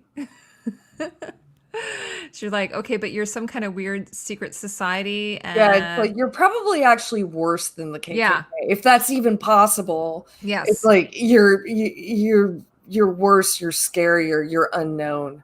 Yes, absolutely. Sorry. Again, William was there with like all the right hints and clues, and I feel like William was doing a lot of the legwork, setting them up to make sure that they actually like hit the nail on the head about Titus or Atticus's relationship to Titus, and that convenient finding the book of the bylaws. It might be like again, like the show at some point it's like I kind of wish like maybe like the mystery was a little bit more subtle, but I mean this is like just a campy show that we're watching, so who cares? I see John. Yeah, I mean this nodding. might just be a small piece of the puzzle, even though it seems like big reveals. Maybe it's just still a piece of the puzzle out of a bigger puzzle. Maybe there's something, Yes. something greater at play. Has to be. Yeah, this was my favorite scene of the whole episode, music-wise, scoring-wise, because I just think it was just very well crafted. Because again, I keep talking about these strings, and when the aristocracy would have like a dinner party like this, they would of course hire like a string group, a string quartet, playing up there, the guys with the bow ties and everything, just like in the Dark Knight, Bruce Wayne had his string quartet. That's just part of this thing. Like they weren't listening to jazz and R&B and rock and roll. This was the music for the clubs and the kids and things. They were listening to elegant string. And in this scene, if you rewatch the dinner scene, you hear this string kind of quartet music, like 4-part just dinner music, but it's in like a really fucked up kind of tonality, and it's very weird. It's very unsettling, but it's like, imagine if your dinner musicians had like blood on their face or something like that. Like they would be playing, but there's something's not right. Like you listen to something's not right about the scene, but they use like this elegant dinner music. So as a composer, I said, damn, this is brilliant. Like you could tell like they were really working the scene, and it created a vibe. Like you could have put background music there. You could have put a lot of stuff there, but it is that, the aristocracy would have had a string quartet, and it's almost like I got the vibe of like the vampires string quartet, or like the evil background music. Everything's darker, the food's, like Liver. everybody's not no one's smiling. Like the music's a little kind of fucked up. So it was my The favorite. portions on the liver were a bit big. Yeah, I thought cents. about that too. It's like George was going for it though, wasn't he? Well, or Jack says, "Well, it must be his kidney." I said, "No, I think it was his liver. You can take a part of a liver. Apparently, you can, because part of it will grow back. I've heard. I loved it. This is my or favorite. you can scene. donate part of a liver. So it is possible to have part of your liver removed. Like someone was mentioning earlier, was it like a rib? It would have seemed interesting if he had taken out a rib. oh yeah, that would have had. I mean, he wants to be Adam, Yeah. but I guess everyone can kind of like chew a little bit off each rib, but. This is him sharing himself with everyone, I gather. Like he's sharing himself. Yeah, I'm sure this like guy's there's mind some, is. yeah, like I'm sure there's like some other like kind of like blood of Christ parallel, and I'm not good enough with like biblical stories or Atticus, don't eat that. don't eat that. Says Peter. Yes, it's true. Don't eat that. Yeah, don't eat that. I feel like kinda like- George was going for it when I was watching it. It seemed like George was going for it. It's like the meat pie. Kinda like If you guys have seen, if you've seen Midsommar, don't eat the meat pie. Oh, come on. You're going to make me vomit now. Ugh. Do you remember that? Did you see I that remember movie? the scene. I don't want to give it Yeah. away, but it's going to make me okay. vomit. Oh, sorry. Sorry, Yeah. John. Yeah, it's pretty gross. I'm thinking of like the It's paintings worse that than kind of liver? give it away. Worse than eating someone's raw liver? I don't know. Liver's all right, you know? Okay. I don't know And about raw liver. A little salt and pepper. you know, I like in the beginning, like when they're eating lunch and Letty gets the salt and pepper, and she's like, white folk don't be like seasoning their food. White folk don't season their food. That's right. Although most of my family is from the South, and It was a great line. for whatever reason, like I grew up thinking that like Yankees didn't know how to season their food, so I'm sure that was. Or they put raisins. They put raisins in like their potato God. salad or something weird like that. Yeah, it's raisins in anything cooked is disgusting. And I have an aunt that puts raisins in her Thanksgiving stuffing every year, Oh, and that's awful. That should be against the law. It should be. It's disgusting. You don't like liver, Chrissy? You boil it, you soak it up. There's a lot of salt in there. Get it. You really cook it good. A lot of nice spices. You make a curry out of it. Brain. You could do brain, liver. You Chrissy, eat all you that don't stuff. You don't like the instrument, an organ, or you don't like. Well, Heidi with John's the jokes. here. He's doing the music. He's going to be hurt. Oh, that was terrible. Sorry, that was bad. That was a good one, though. The organ. I like it. Raisin and potato salad. Blasphemy. Yeah. It's awful. I mean, at least like there's something about potato salad, like the raisins aren't necessarily like cooked. It's when the raisins are cooked. It's Oh no, my mom's potato salad, man, is so good. She would put a little bit of garlic powder in there, chives, But onion, she doesn't put raisins mustard. in those. Never raisins, Oh, yeah. never. Just the good stuff. Yeah. Yeah, Peter doesn't like corn and everything. Yeah, I know. I kind of went through a spell like that. Oh, Living My LMR says I used to eat liver as a kid. It was so good, but now I know better. It is good. You got to make it right. Yeah, I had It's tasty. I definitely had older family that, were into like liver and onions, and Oh yeah, like every they do it once a week kind of Good thing. for you. Yeah. yeah. You go to those diners, a lot of them still do it. A diner, they'll have the liver and onions. The brain platter. too, ladies. You should find a place that does the brain. Brain is That's a like very tripe, good organ isn't to it? eat. I'm good on that. Is that tripe? Or is that stomach? Tripe tripe is- I think- Okay, we're gonna move along. Yeah. I'm the tangent monitor. We're moving along.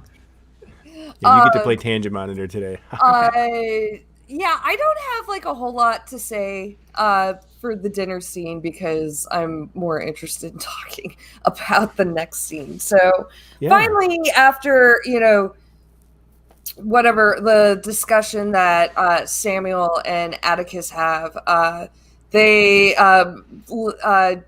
Atticus, George, and Letty return to the tower to search for Montrose that they believe's there, and then of course, because George is like, he's the walking library in this for this group, remembers the story of the Count of Monte Cristo, which is very similar to the Shawshank Redemption. I mean, like basically, it's there's a prison escape where they spend years digging a tunnel. Luckily, Montrose seems to have done that a lot quicker, so good for Montrose. And yeah, this is the one I'm actually going to share this scene of Montrose.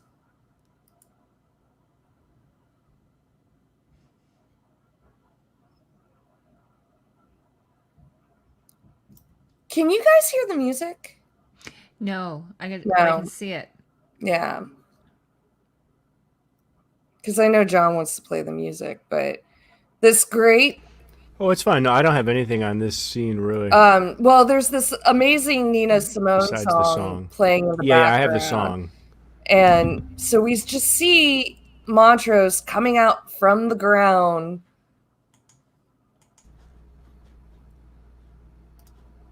I can play the song. And at the it's same time. Omar, Michael Kenneth Williams.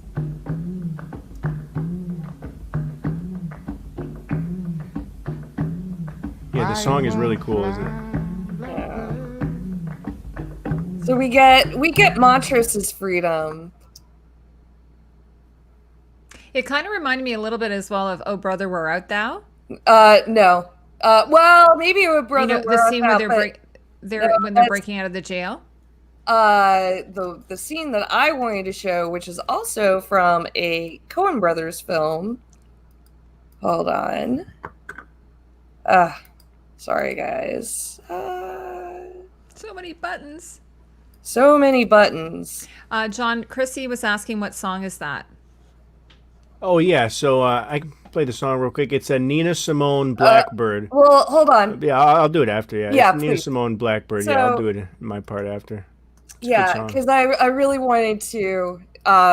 My favorite Coen Brothers movie, or one of my favorite Coen Brothers movie, is Raising Arizona, and this. I'm being a little flippant and sarcastic, but seeing Montrose coming out just as soon as he came out just reminded me immediately. Oh, maybe that's what I was thinking of. Maybe I was thinking of Raising Arizona. Because there is an escape in Oh Brother, but it's not coming from out of the ground. Yeah. Oh, this is such a good movie. Although I wish I had audio. We need to set us up, John, so I can play audio as well. Yeah, we'll get the thing in there. We'll make it happen. Yeah, but it's funny as hell just to watch too. Some of these movies are so funny when you just watch the clips like that. This is a good one, actually. But yeah, it was like the immediate thing. Like, it wasn't even like as soon as he came out like that. Like I was kind of hoping like he would like sit there and scream.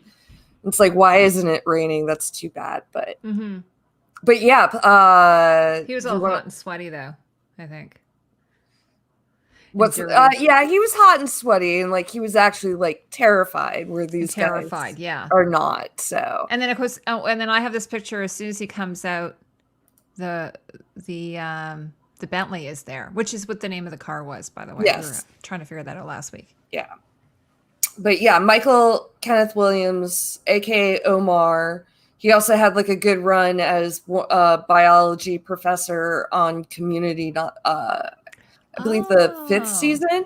One of the best Community episodes was their Law and Order parody episode that he was in. It was very good.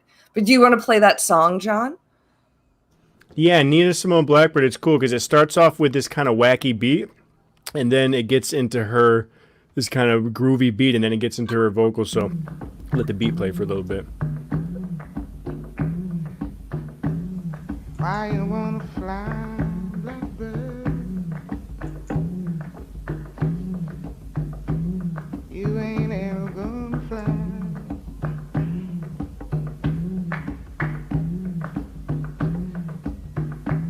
No place big enough for holding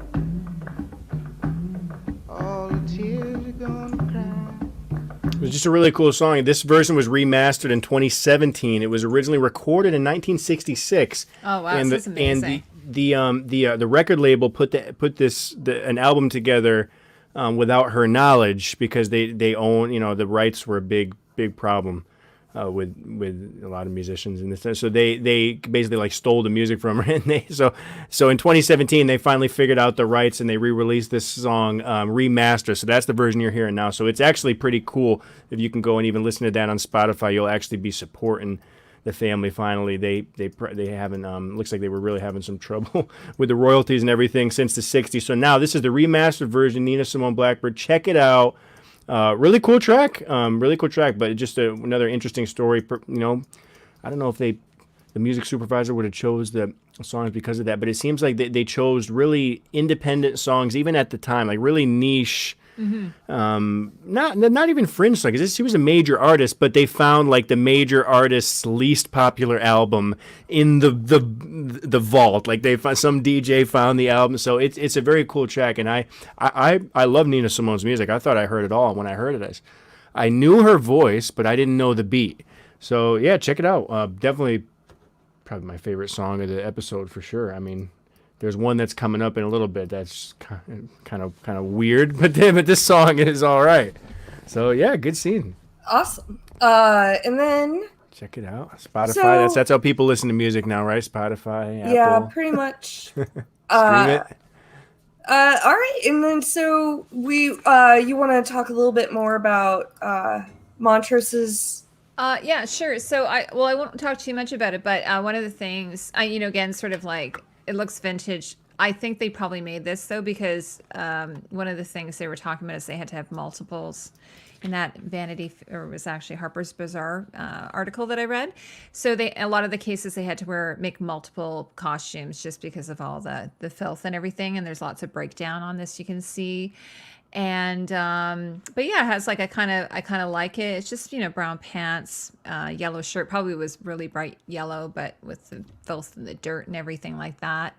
I'm not sure. I actually have this other picture of him here, but I'm not. This must be a flashback, I think.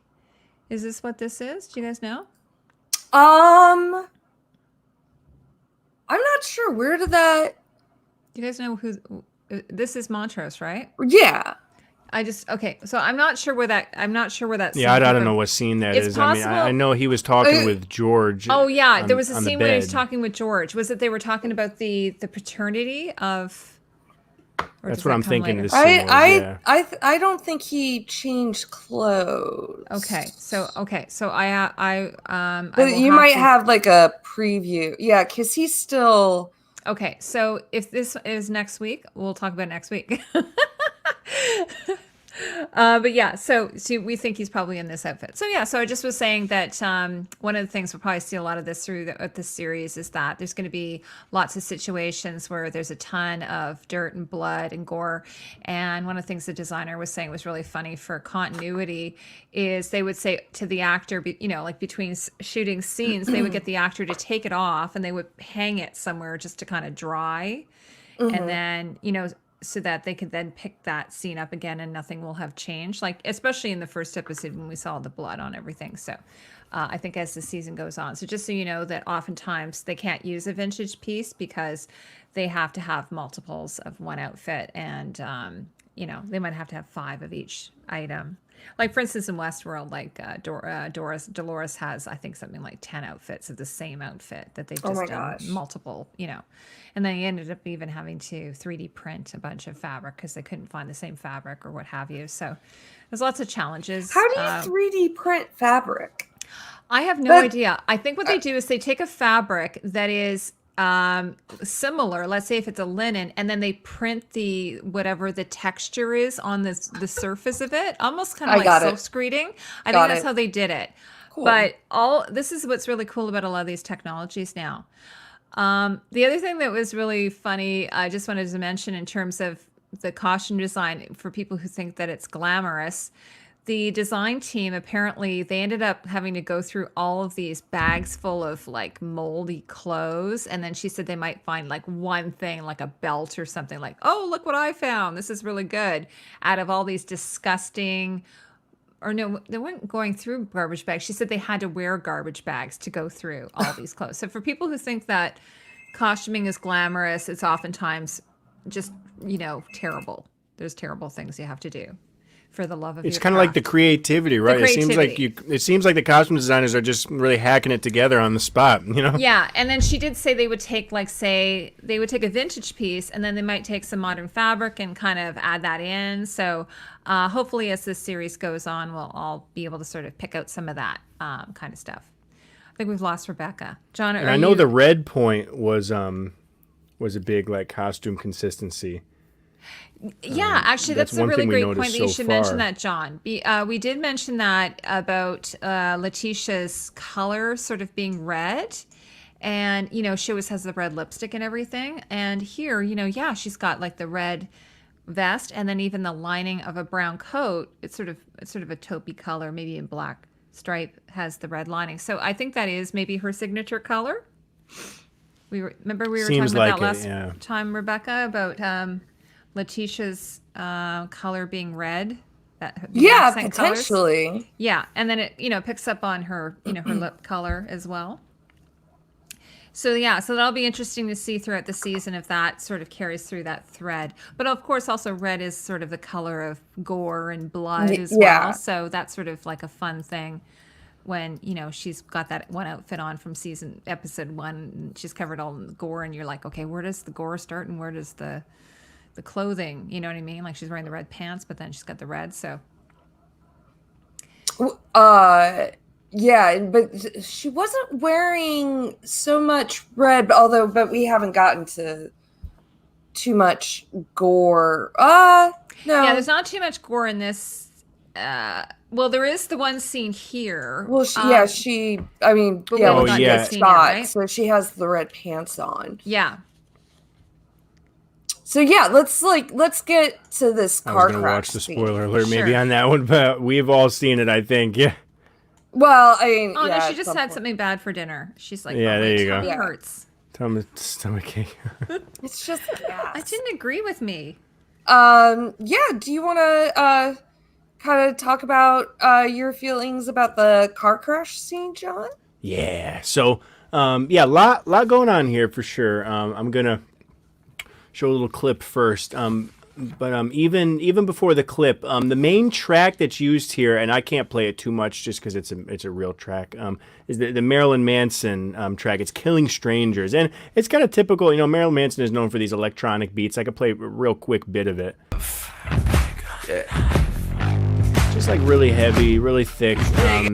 You know, it's a song. I really don't know the rhyme or reason. I watched it. I really don't know what was going on there. You know, the writer of the song is Tyler Bates. He's a film composer, so perhaps there's some connection there with a licensing company. I really don't. It didn't seem like the song worked. But what I did like about the scene as a composer is, again, the sudden shift. So, you know, spoiler alert. There's a sudden shift that's going to happen. You're going to hear this Marilyn Manson track that just kind of pops through like an anthem, and then suddenly there's a narrative shift when you get back to the orchestra. And just wanted to show it to you. So you hear the Marilyn Manson track, and then So this is after the crash. Yep, right after the crash. Ready?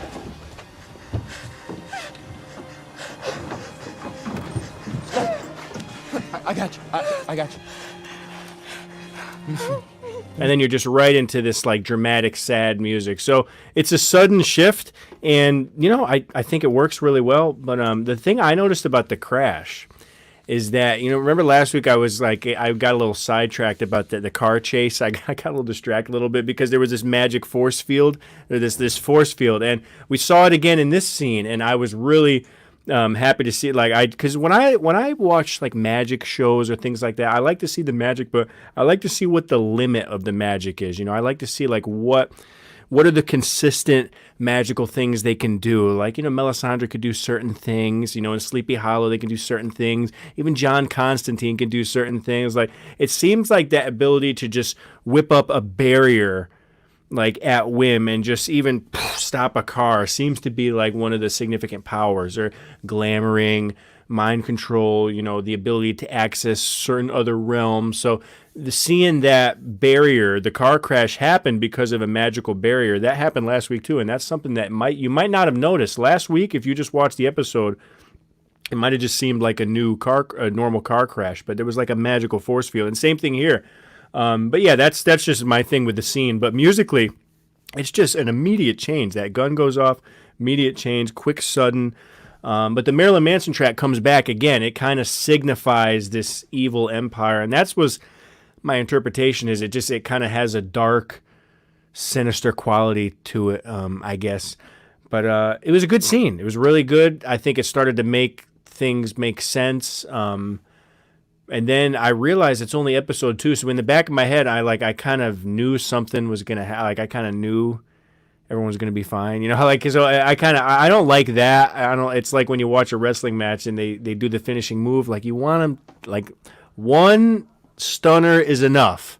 Like, one pedigree is enough, and then the match is over. You know, but now, like, imagine if you do like 3-4 finishing moves, the matches, it just confuses you. You know, so I'm like, I was a little confused at a narrative level, but stylistically, it was just like everything in this show, really well done. And just the music, I can't imagine any of these tracks, it's HBO's got a lot of money, but I can't imagine any of these tracks being, on the cheaper side. So they're obviously making these decisions consciously, and they're sitting in the decision rooms, and the music supervisors are saying we're going to use these. And so, I credit them for the decision. I don't exactly feel what vibe is going on from my perspective with the Marilyn Manson. I don't know what your thoughts are, the listeners' thoughts when they heard that.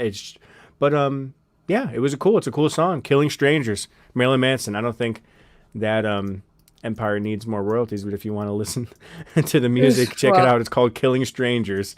Yeah, the track came out in, it doesn't have a date here, but it's a good track. Yeah, I mean, so we. I know you have strong thoughts, Rebecca, on this one. Yeah, I mean, well, I have thoughts, but yeah, we talked about last week. I'm not particularly a big fan of using contemporary pop music in period pieces. I feel it's always too on the nose, and like House Lorebridge just like brings up like, like I thought the lyrics were so on the nose, like killing strangers, and he's like shooting these people that, for all intents purposes, like they're strangers, and like you better run. And there's just something about like some of the music choices that they're making that are a little bit too on the nose for me. And at points, and again, like the contemporary pop music, that's like a personal preference of mine. Like it has to be really, really, really good. And so I can take or leave Marilyn Manson, but I'm getting a little. I'm a little concerned. I'm not. It doesn't really take away from my enjoyment of the episode so far, but I'm getting a little bit concerned about their music choices. For me. Yeah, no, I think they're a lot, and I just wanted to look up the lyrics, and so it's a 2015 song. Yeah, we got guns, you better run. We killing strangers, we're killing strangers. We don't need a big knife. So yeah, it definitely fits the scene incredibly well. But I just want to see, it's a track which came out in 2015. So they're bouncing all over the place. Yeah, like I think in Westworld. Sorry, this isn't my area, John. But in Westworld, everyone for instance, loves music. It's an amusement park that's set in a Western setting, and they have a player piano. But what they do there, and I think they handle that really well, is the player piano plays the contemporary song, so it sort of works in nicely. Like so it'll play a song that is contemporary, but on the player piano with the style of the Old West. Right. So when you're just playing something that is just a contemporary song, it may well. And definitely we have moments in the score that sound, like the actual score has like a very contemporary like feel and elements to it, which I think works perfectly fine in this period piece context. Like I just always feel like, the pop music like gets to be like a little bit too on the nose, but I also know that I have like it tends to date something, which is weird for something that's supposed to have a period setting, but it tends to, I think, date it. Yeah. When you do that. Yeah. I guess from their perspective, they're probably just thinking it has kind of a timeless vibe to it. It's kind of like an anthem kind of track. It just kind of has a simple beat, and the lyrics, it is a lyrical bait. I mean, everyone in the comments is talking about the lyrics. You have to realize that's very risky in itself to have the lyrics of a song tell the story of a scene. So I mean that's important, but I mean I guess the beat in itself is kind of simple. It's electronic. It's kind of I guess it'll survive 5-10 years. But yeah, you're right, because the score itself uses a lot of like, last week there was a little more. This week there wasn't too much, but last week there was a lot of like these hip hop kind of beats and stuff like this in the score, which was really, really interesting. But you said those were original pieces, though. By there was one composer that's a contemporary composer, isn't it?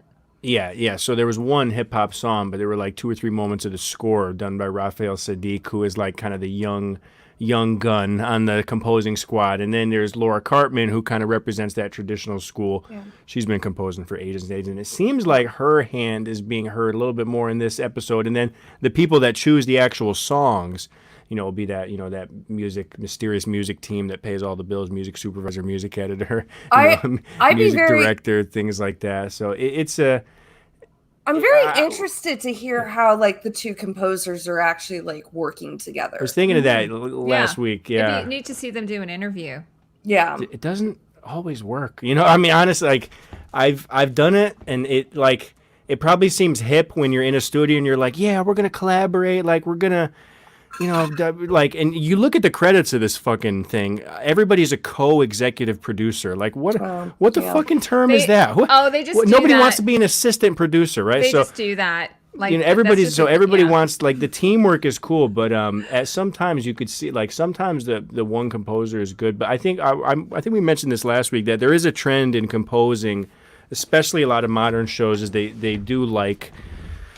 I guess I've seen a lot of trends in like Netflix and a lot of the more modern shows to have like 2 or 3 composers or things like that. I guess it could work, it could not, but it's an interesting thought process to have, especially even if it was just 2 composers. Just these 2 types of composers are so wildly different stylistically, and I could see some hot shot in the production studio saying, yeah, let's try to spice up, let's try to put Lauren Cartman with Raphael Sadiq, let's try to put, we got Jordan Peele, we got JJ, we got all these, we got Bjorn, over here, we got all these. It seems like there's just a lot of really intense minds and a lot of intense creativity going on here, and you could tell on the screen. There's just it's boom, boom, boom. The candy shop is. This is. You're going. This is a candy. This show is just candy every week. It's great. Yeah. Yeah. And I didn't even think about that before this stream. I'm going to have to think about it next week. The idea of working with 2 composers. I'll hit some people up. See, but honestly, the people I've talked to that have worked with 2 composers, I don't. They usually say they don't like it, but I don't want to be a curmudgeon. And you're not even like entirely sure like what their process is. Like, like are they actually like writing separate pieces of music? Are they like actually collaborate? I'm super interested in like how. Yeah, they're using a virtual orchestra too, which is they may be working wacky. independently of each other, and then someone maybe the showrunner is sort of bridging it all together. Perhaps could be, yeah. Music editors like to sometimes take the soundtrack and try to do the composer's job for them, but usually the composer is going to be, putting that musical product it's the same together. With there are occasionally 2 costume designers, which is very rare because of the same reason. But in the old days, it would have been like you might have had a female costume designer, a male costume designer. They would have done that perhaps, or you'd have someone take care of all the background and someone just take care of the principals. Or in the case of Tom Ford, he might just do, James Bond, and then you'll have somebody else do everybody else. So I think that would be a really, really difficult thing to do, to work with another person. Well, like and also right now they have 2, like so far both episodes have had 2 editors now. Oh, that's interesting. That could be for a handful of there are a few different reasons. One could work on one while they could like it or it could have been without having like the full list of like who's worked on what. Like you might probably had like one main editor that was in charge, and then one of the other editors came in and like did scenes, because I can tell you like the amount of work going on in post-production with the like that is a lot of editing, even though like it's not to say like a show with like fewer cuts is less work per se, but I can tell you like everything that's going on in this show is a lot of work. So they could have had an editor, and then someone was like picking up other scenes to just kind of meet the schedule. I don't know the production schedule yet, whether or not they actually shot like here's episode 1 or here, and then we're shooting episode 2 like they normally do in like a network television production. Like they shoot pretty much everything per episode. They probably have a little bit different leeway in these like bigger HBO shows. Especially, and then of course there'd be like CGI and all that. And that's a whole different. Yeah. Does that happen after though? The CGI does that happen after the edit? It kind of takes place a little bit during. Okay. So normally, like what I would do if I'm doing something with like visual effects, like I'll get like some edit going, get like, you know, a rough cut, something a little bit more polished than a rough cut, to at least like get it over and they can start doing the work. And then we'll like kind of keep working on things and just timing, and then like, you know, so it's a continuous like back and forth.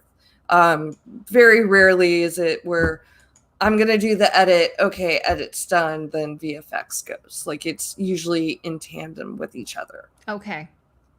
And then when, you know, you're still kind of like working on the edit as, you know, the final VFX is getting cut in. So there are a lot of different reasons. And you know, usually I would say like probably if you're doing 2 editors, there's probably one editor that's a little bit, it's more their episode per se, where somebody else, like I worked on a documentary where I was one of 5 editors, and we ended up just kind of like basically like feeding everything to the overall, you know, doc.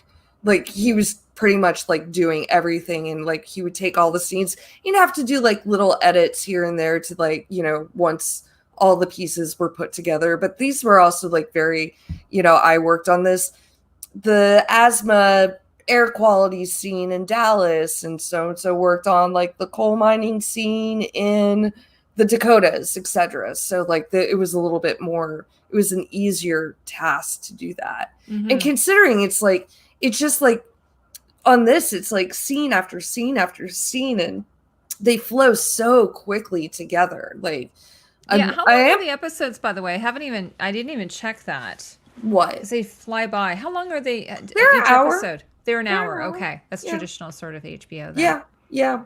I mean, they do fly by really quickly, though. Oh my God. But it's also like they fly by so quick, but then it's like so much happens.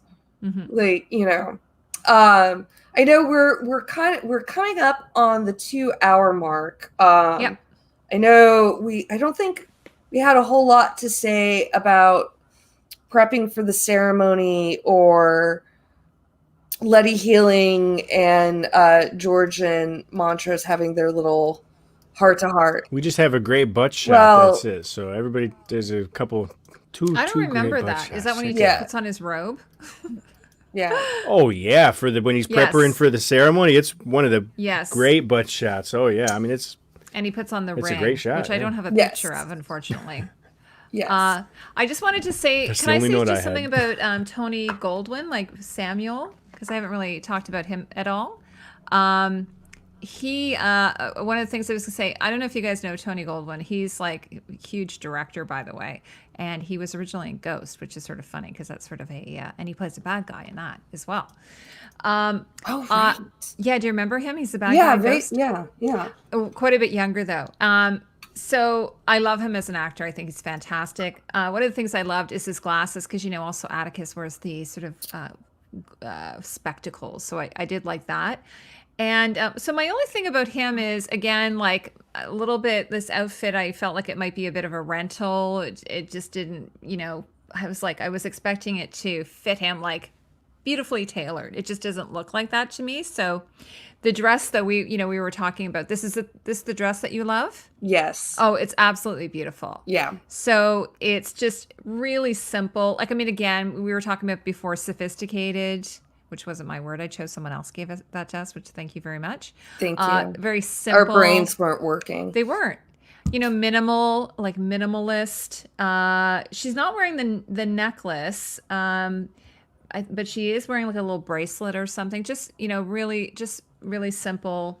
And of course, you know, we had talked about the Targaryen look. So all of you know, the William, the Samuel, the Christina, they all have the white hair, the blue eyes, super intense, like white blonde hair kind of thing. Mm-hmm. So yeah, Chrissy, I don't know if you thought that. I thought it was a little frumpy. I do like the collar though. This is a particular style of collar.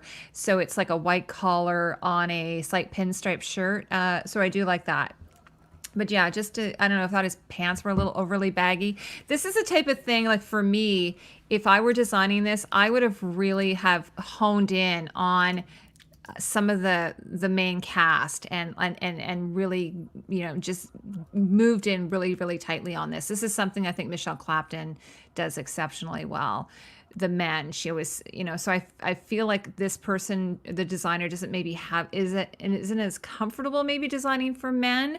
She's super comfortable with the women, and I think she's got a styling background. So this is just showing for me, compared to say something like the Umbrella Academy, where the designer on that is like with the men's clothing, it's just like, mwah, it's like amazing. So that's just what I mean. I'm not trying to be hard. No, I think it is some type of natural fabric, probably more like a wool of some kind, I think. And so it's not because of the particular type of fabric. It's the construction of it. It's the way it's put together for me. But, maybe eventually when I see some more pictures, I'll have a better, it's really hard, right? So that's all I had to say about him, and until we get to the ceremony. Okay. And then I'm done.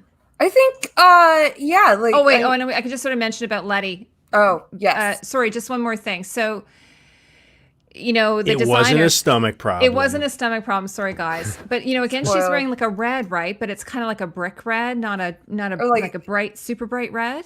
Or like a burnt orange. A burnt orange with a little bit of a pinstripe and this really nice buttonhole pocket. But crisp white blouses, a super great theme on her. And then when the blood starts to kind of, like in that shot that John showed, or maybe it was you, Rebecca, sorry. It just kind of like, the blood just really shows nicely, right? Like kind of bleeding out.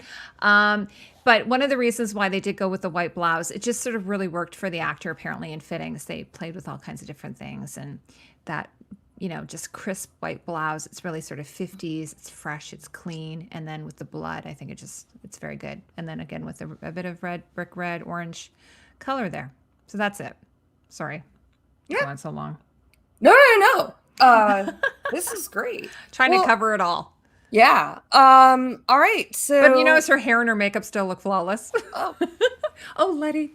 Because she was shot in the stomach, not in the face. So yeah, that's true. But there's no blood splat. Oh, actually, well, no, the blood kind of it kind of spreads out. So. Well, we have that scene later on where after she's healed, yes. But we're rapidly running out of time. So I think we're gonna kind of skip through some of the stuff, although we do need to, we'll save it for the theories. I was going to talk about no, it's great. I mean, George and I'm surprised we've gotten through this much into. I mean, what a fucking episode, We've covered a lot, and thank you for everybody who stayed with us. Fantastic show. And please, if you have of you watching any questions for us, like please feel free to leave them in the chat.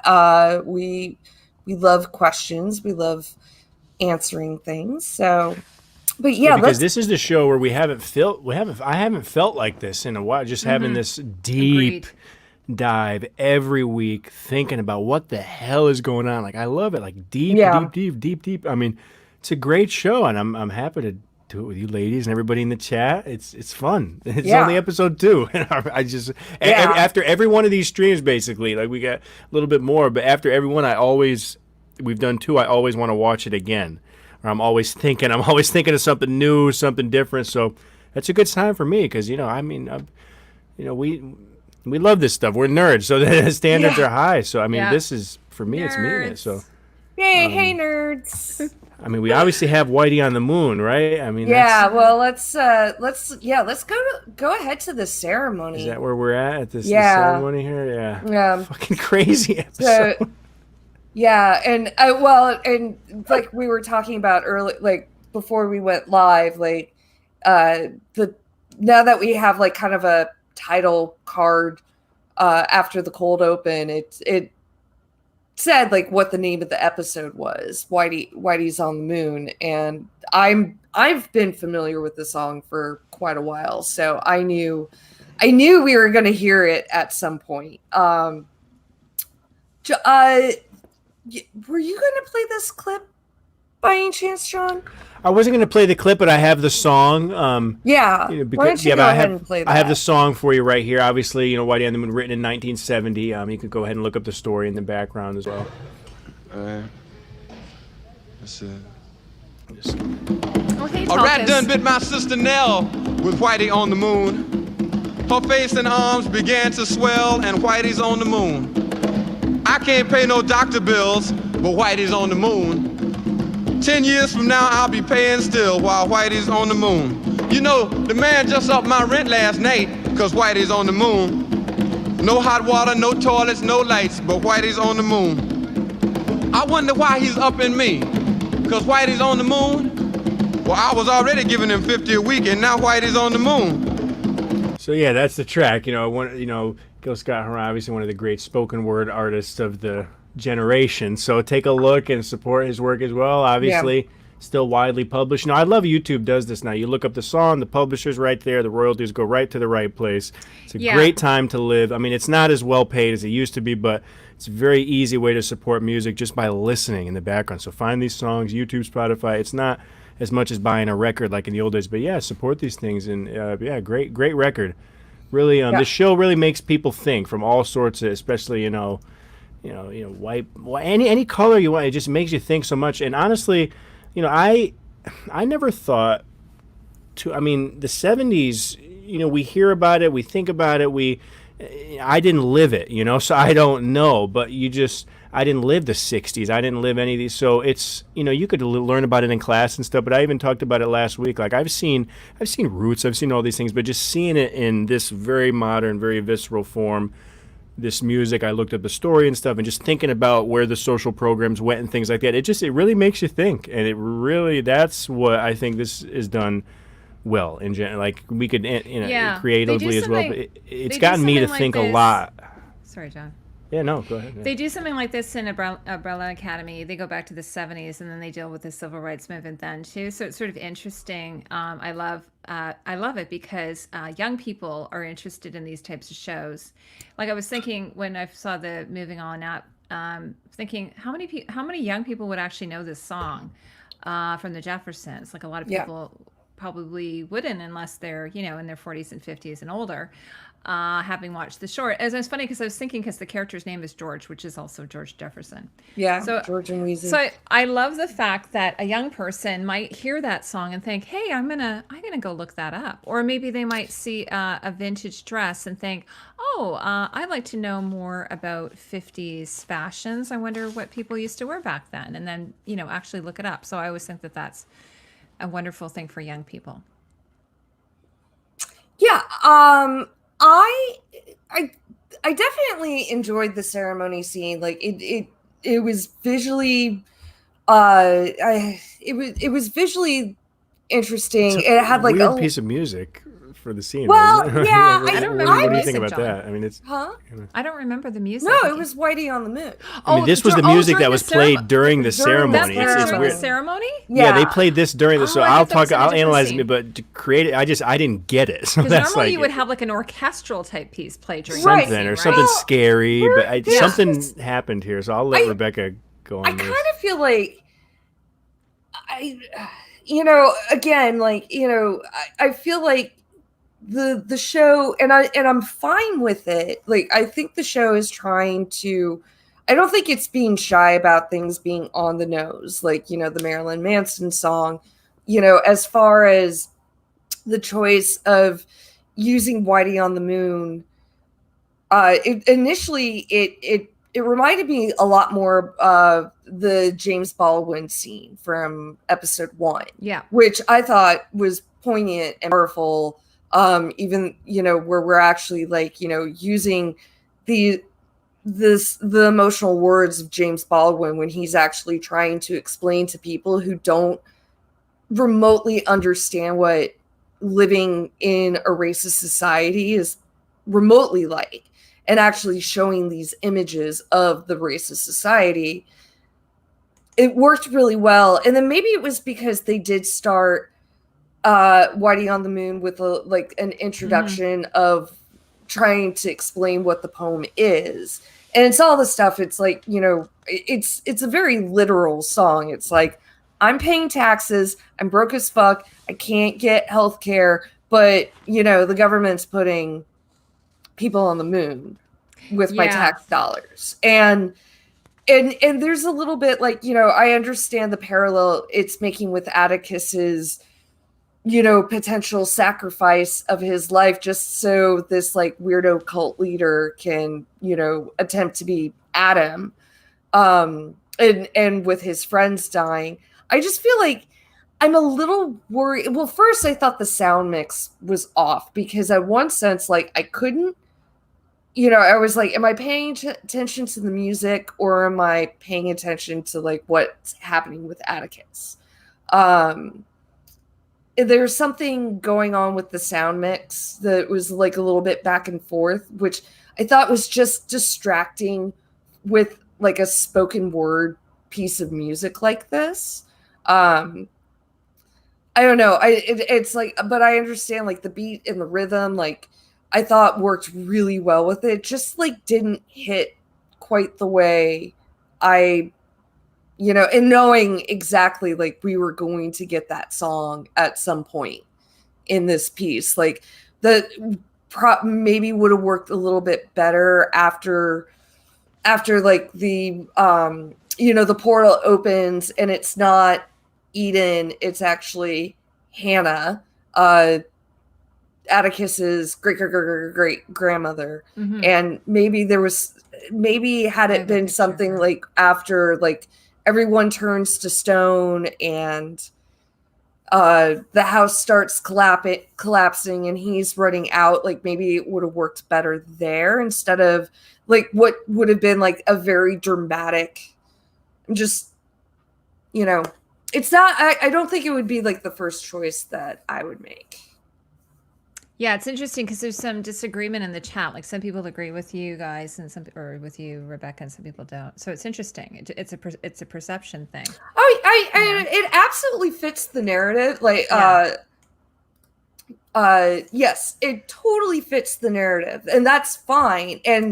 But there's something a little bit about like where in the narrative, and it was a kind of a distracting piece for me. Like, I'm listening to this like spoken word piece, yet I'm seeing this, big, super heavy duty CGI effects heavy, like, that is like kind of the culmination. Yeah.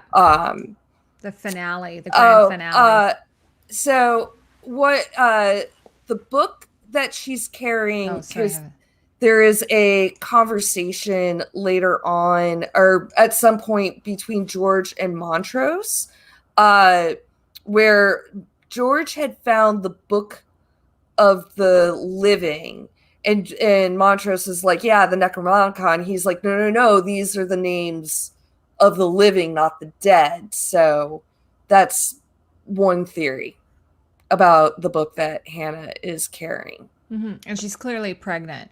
Yes. So this is the spirit of, or it's time traveling Hannah. Mm-hmm. Who knows? Like, That's sure true. Like she came out of a portal or something. Yeah. I'm sure time travel is going to be a thing at some point. And then Titus is the father then, I gather, right? Yes. So yeah. Titus, yeah. Or the father of that baby. Do you guys mind if I talk about the robes? Please. Okay. So here's a picture of Tony Goldwyn wearing the robe. So maybe you guys recognize him a bit. He's directed like all kinds of huge movies, by the way. He's pretty famous. So here's Titus wearing his robe, and then there. So one of the things I sort of thought about this, I was looking at this, and it's like typical. Again, we're dealing with like an order. I would like to know some more information about this. Like it looks like there's some type of rose or emblem. I don't know what that is, to be honest with you. Maybe you guys know what that is on the back. Mm-hmm. I would have liked to have sort of been able to see these a bit better. Like there's a show called The Order that I've been watching on Netflix, and they have something like this. Theirs are really cool. Their design. So design wise, I think it's decent. To me, it's like, it's okay. But what I am kind of a little bit disappointed at is the construction. I don't think it's the best, putting something together like this would have to be put together by someone who's really skilled, unless they rented them. That's possible as well. But I think that they probably did make them. And the one on Titus, which I guess, or sorry, on Atticus, I suppose you could argue could be ill-fitting but they should have, they've been planning this all along, and obviously, Letty, her clothes fit her perfectly. So it would seem to me his robe should fit him. Yeah, beautifully. then enchanted closet should work. Yeah, like they should have they've been planning this, I'm assuming, right? So it just looks kind of ill-fitting. I don't know, the fabric looks kind of like polyester. I don't know. So I'm not super impressed with this. Like if you watch something like Marvel's Doctor Strange and you see the robes in that, like they're done like kind of like origami, just be like with sort of that Asian inspiration, which is obviously what they're trying to go for here. It just doesn't work that well. So for me, this is probably the most disappointing in the episode. Are these outfits? I don't know what you guys think. No, I actually didn't notice it because, like I think what is the real problem with, not problem. That's the real advantage. Even that's the real that's the real unique part of the show, is that there's just so much for everybody to latch onto. That I particularly, I did not remember even what they were wearing. So now I'm even looking at it. I'm noticing, polyester stuff and stuff. But it's just, there is so much going on. You could literally watch these episodes 2, 3, 4, 5 times and find something different. I didn't notice, sure. but when we did transition into the house collapse, I personally was focused 100% on that great grandma, on the ancestor, because this is my big mystery since episode. I want to know what is going on there, because she knows something. Like, these look like she knows something.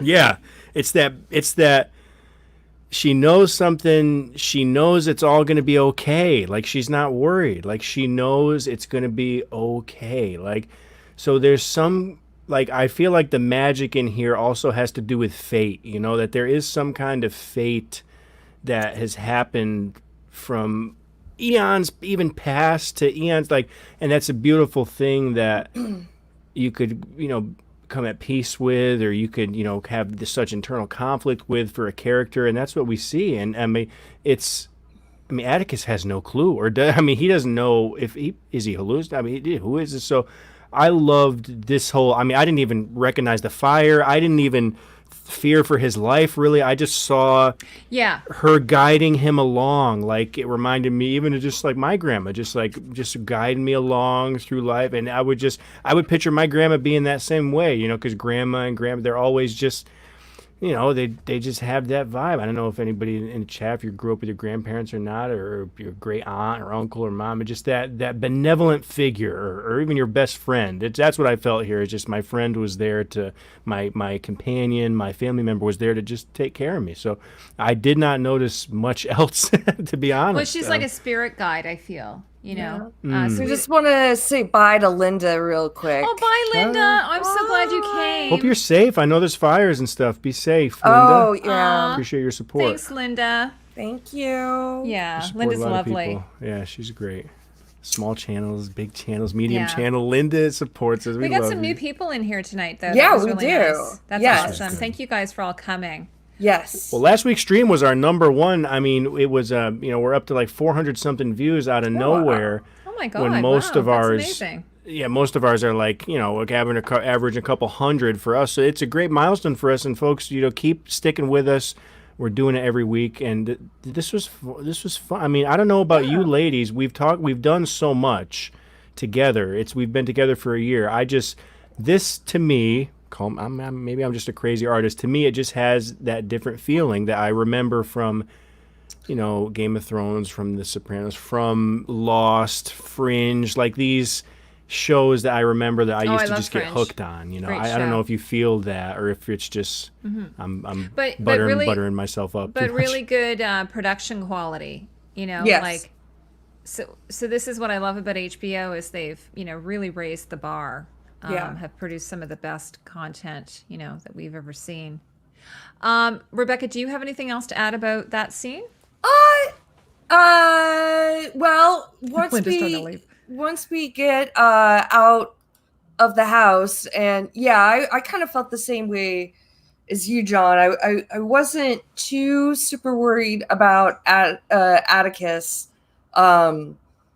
And I'm pretty sure I'm trying to like maybe like the only thing I haven't like written down and like noted like wait do I mean obviously we see Letty and George and Montrose, like we see them recognizing that the house is collapsing, but you know really at the end of that scene is R.I.P. Oh, and what's his name turning to stone into a oh pillar well of yeah stone. like well all of them too, all of them, yeah, except who we did not see, Christina and William. Yeah, so those two are sort of unknown entities. Yeah, they and have just screaming produced that magic. Like that's what I'm thinking of. Like I like he just screamed and that happened. That was the magical force there. Like what was going on there? Well, like, yeah, I mean, like that's he just kind screamed of really like loud. the big question. It's like He was suffering though, right? Like it looked like the process itself was unbearably terrible. Sure. You know, like agony. Yes.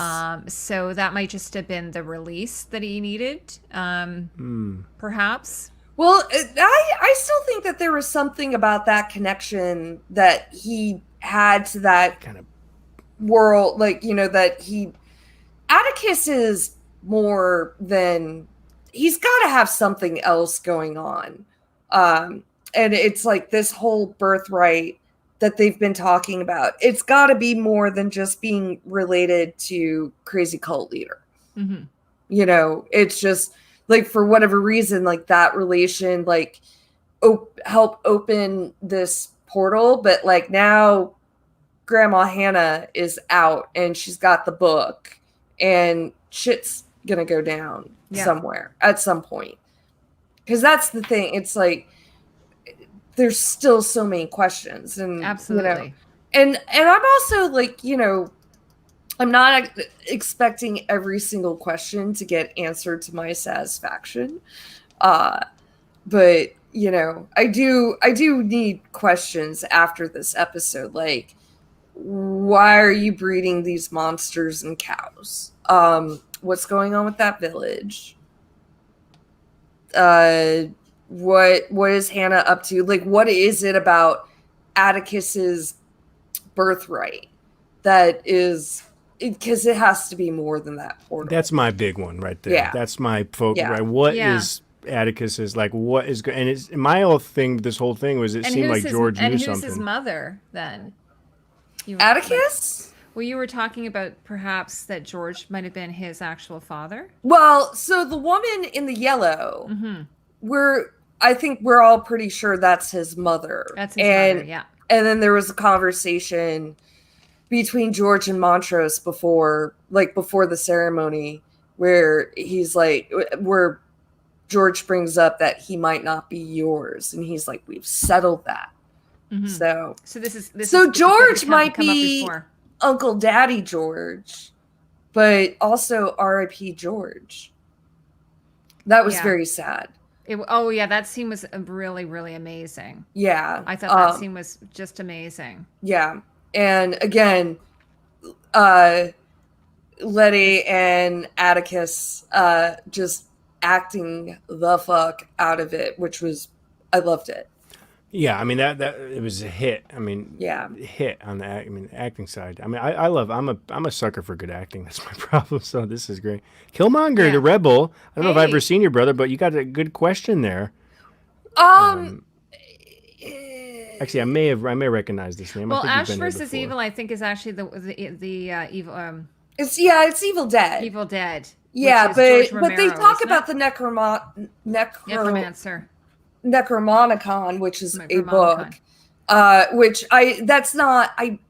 we're eventually going to have someone who knows a lot more about H.P. Lovecraft at some point in the near future, but I believe that it's something that's even beyond, like that's like something that's like been in like Greek myth and all that good stuff. So yeah.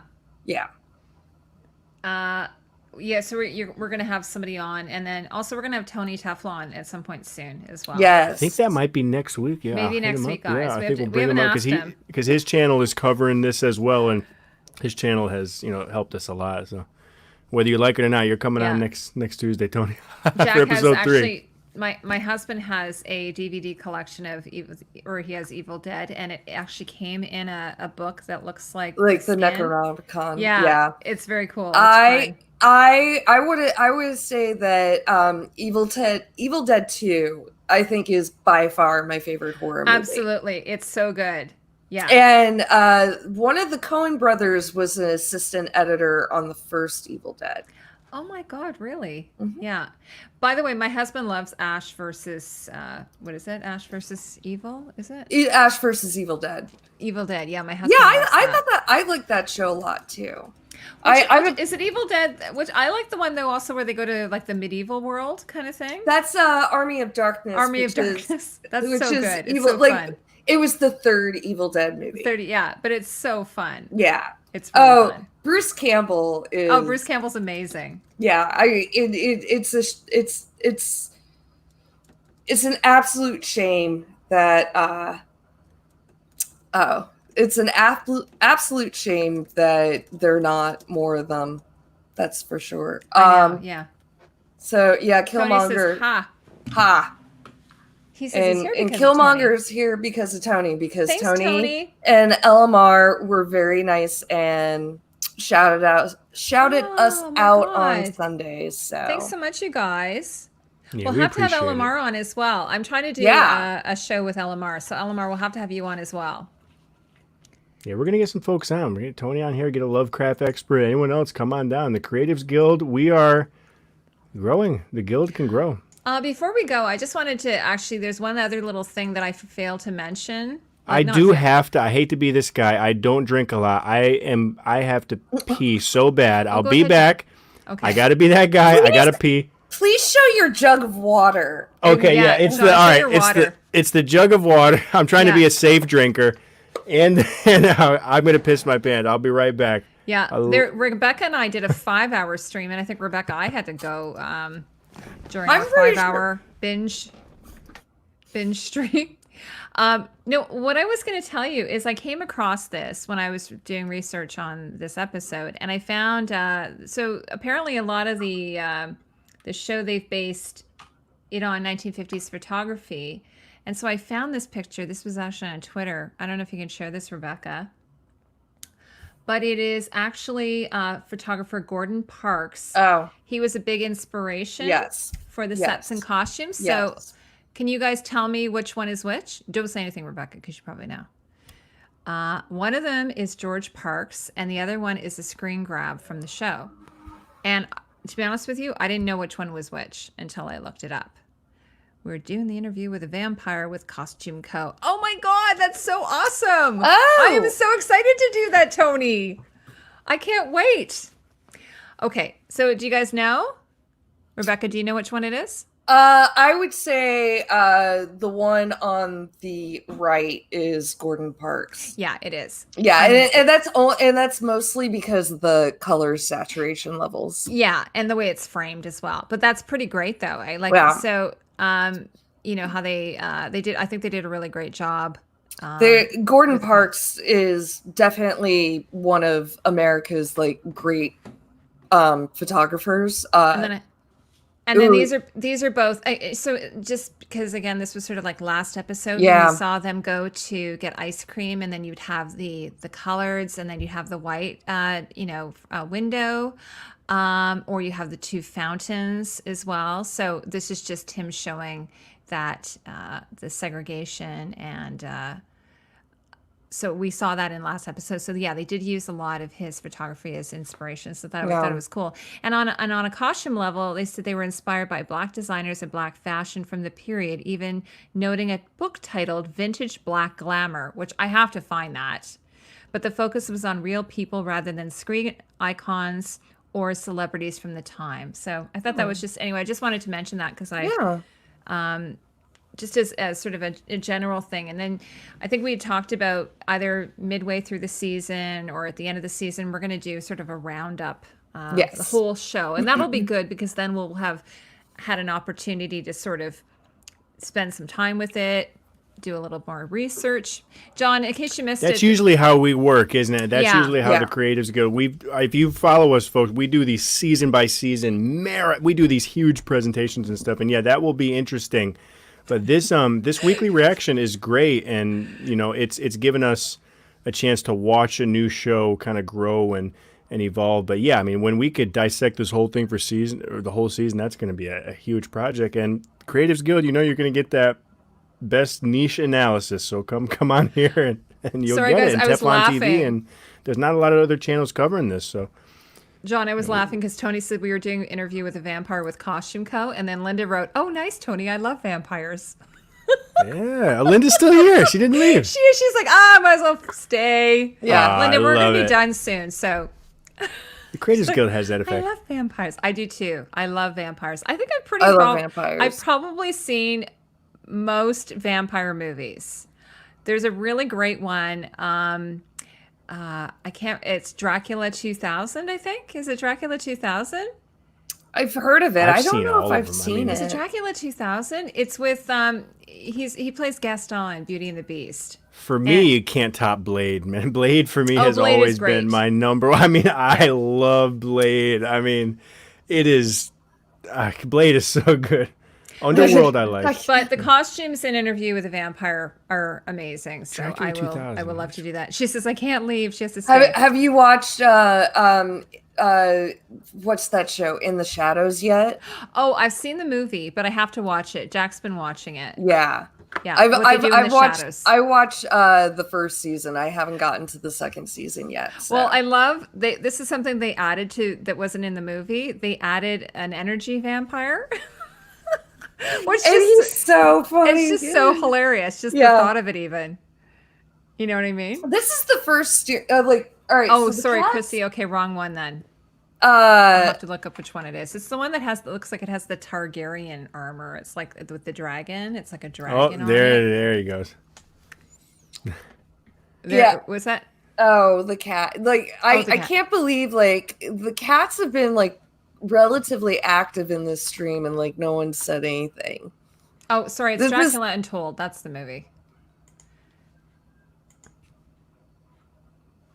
Yeah, Dracula Untold. Yeah, I know that movie. Yeah, really Yeah, good. that's what I was thinking. It's funny because everyone always takes the armor and puts Jon Snow's head on it because it looks like Targaryen armor.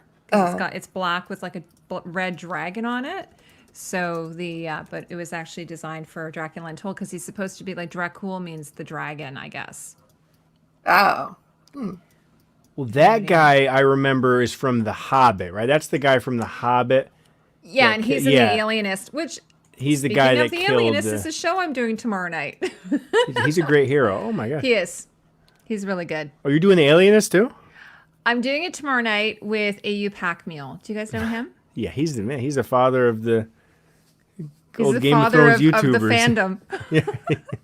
Yeah. So he made me watch it. He said, "How do you have to watch The Alienist?" So we're doing that tomorrow night. That's on my countdown. Like, you know how I had both of you on doing give me your top 10. That's what we're doing with The Alienist. Yeah, that was fun.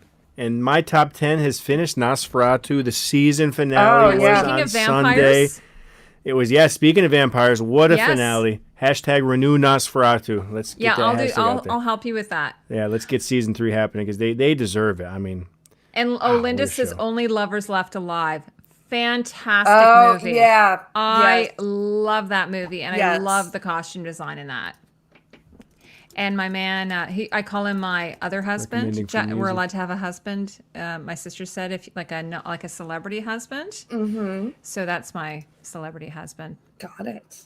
Yeah. Do you guys have any other? Do you want any theories? Well, I definitely think that we're gonna see Christina and William again. I hope so. Me too. Yeah, and hopefully William will have a better fitted suit yeah, I'd like to at see that him. point. But yeah, I'm still. I don't think it's the last that we've seen of George. I hope not.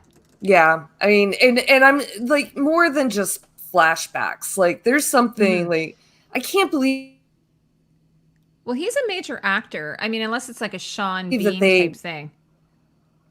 Yeah, but at least like Sean Bean, like, you know, they waited till like episode 9 to kill him.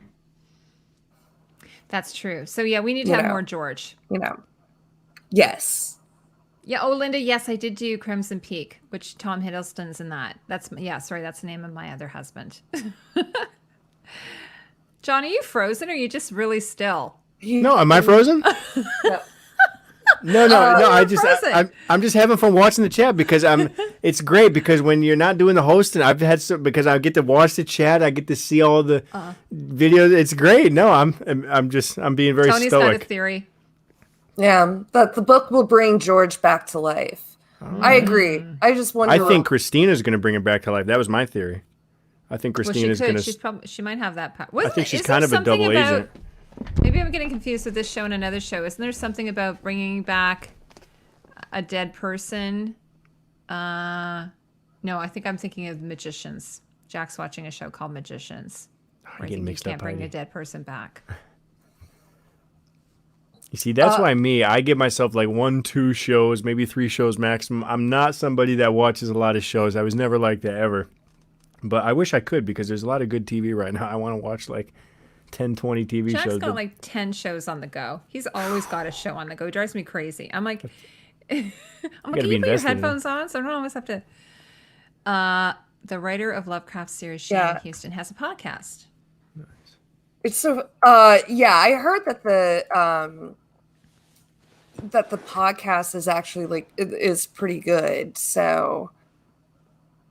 Yeah, and she's like, she's working as a story editor on Lovecraft Country. So, and when we get a writer on to explain, like, you know, the differences between story editors and staff writers and all that good stuff, because it's, even though like it, like usually like there's one credited, Misha Green's credited so far with like the teleplays, like there are other writers who are involved. But yeah, I heard the podcast is really good, but I'm a little afraid to listen to a podcast with one of the writers. Yeah, I don't want to have it. I don't want like now like on an untainted sort of. Yeah, like I'll listen. I can listen to it like after the season's done.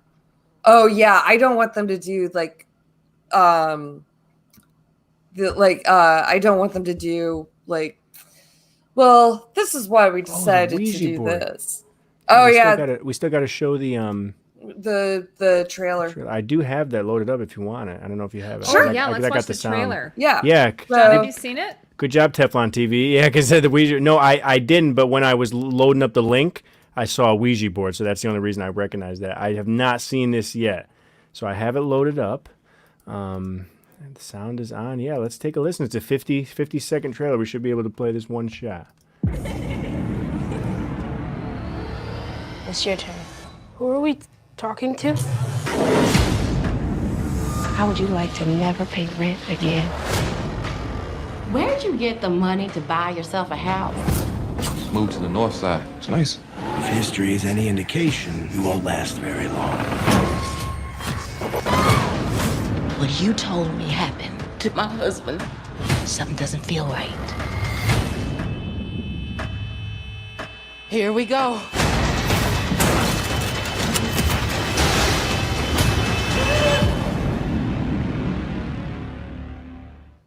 Wow. Yeah. Spooky. Yeah, really good. So Make It Move. I think he's referring to Courtney B. Vance. He's listed on 8 episodes. Like, yeah, but he could be like, that could be like flashbacks. You know, that doesn't mean like the character's alive in real time. But although I'm surprised, like I think William is listed as in 3 episodes. So it does have paranormal vibes. Wait, are we talking about William or are we talking about No, they were talking George. They were talking about George's in 8 episodes, and I was thinking, I think from my memory, William is in 3 episodes. So that probably means we will see him. Well, Again, as well. that's a little spoilery. Oh, was it? Oh, sorry. Yeah. Isn't George and Abe episode spoilery? I'm surprised, like, IMDb is already listing, like, how many episodes they're going to be in. That's usually something that they don't put until, until the episodes air.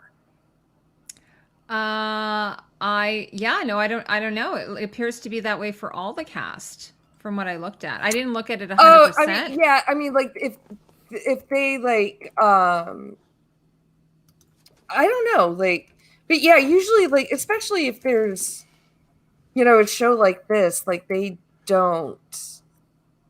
Hi, Dr. Lee. Oh, William is is sort of the white-haired guy that greets them at the door. Yeah. When they first come to the mansion. Dr. Lee butler, is asking not the who butler. William is. Oh, sorry. Yeah, Dr. Lee. Hello, Dr. Lee. They just joined the chat. Oh, not the butler guy. Yeah. Yeah, the He's butler guy. Not the butler. Yes. So that's William. Just the close personal friend. Yeah, a close personal friend, which sounds weird. Like, that's just such a strange thing to say. Yeah. Now, I don't have any tinfoil theories or anything, but I really do think Christina is going to start making a little bit of a turn. That's what I see. I think the seed has been planted. I think she's going to. Yeah, she already seems like she's not too happy with her dad. She already seems to be. Well, and he's dead, so. Yeah, or is he dead? I don't know. Well, he was turned to stone and then the building collapsed on him. So I feel like that's a safe one too. But we'll see. Yeah. Like, what was the show I was watching where they go and then they just turn time and then it just everything, I don't know. I'm watching so many shows right now. It's just like, they just kind of like, oh, what if we do this? We'll just go and we'll like, oh, you know what? It was Endgame. No, they're all doing that. It kind of sucks. I mean, Agents of S.H.I.E.L.D. is that? We're like, let's just go back and get this and then we'll come back and then we'll just pull it back to where it was. Oh, yes. That's so easy. Yeah, these guys can. I hope they don't do that crap. Yeah, because, I mean, Agents of S.H.I.E.L.D. just did that. Their whole last season was like a time travel season. I'm like, come on, guys. Like, give us more than. But no, it's, yeah.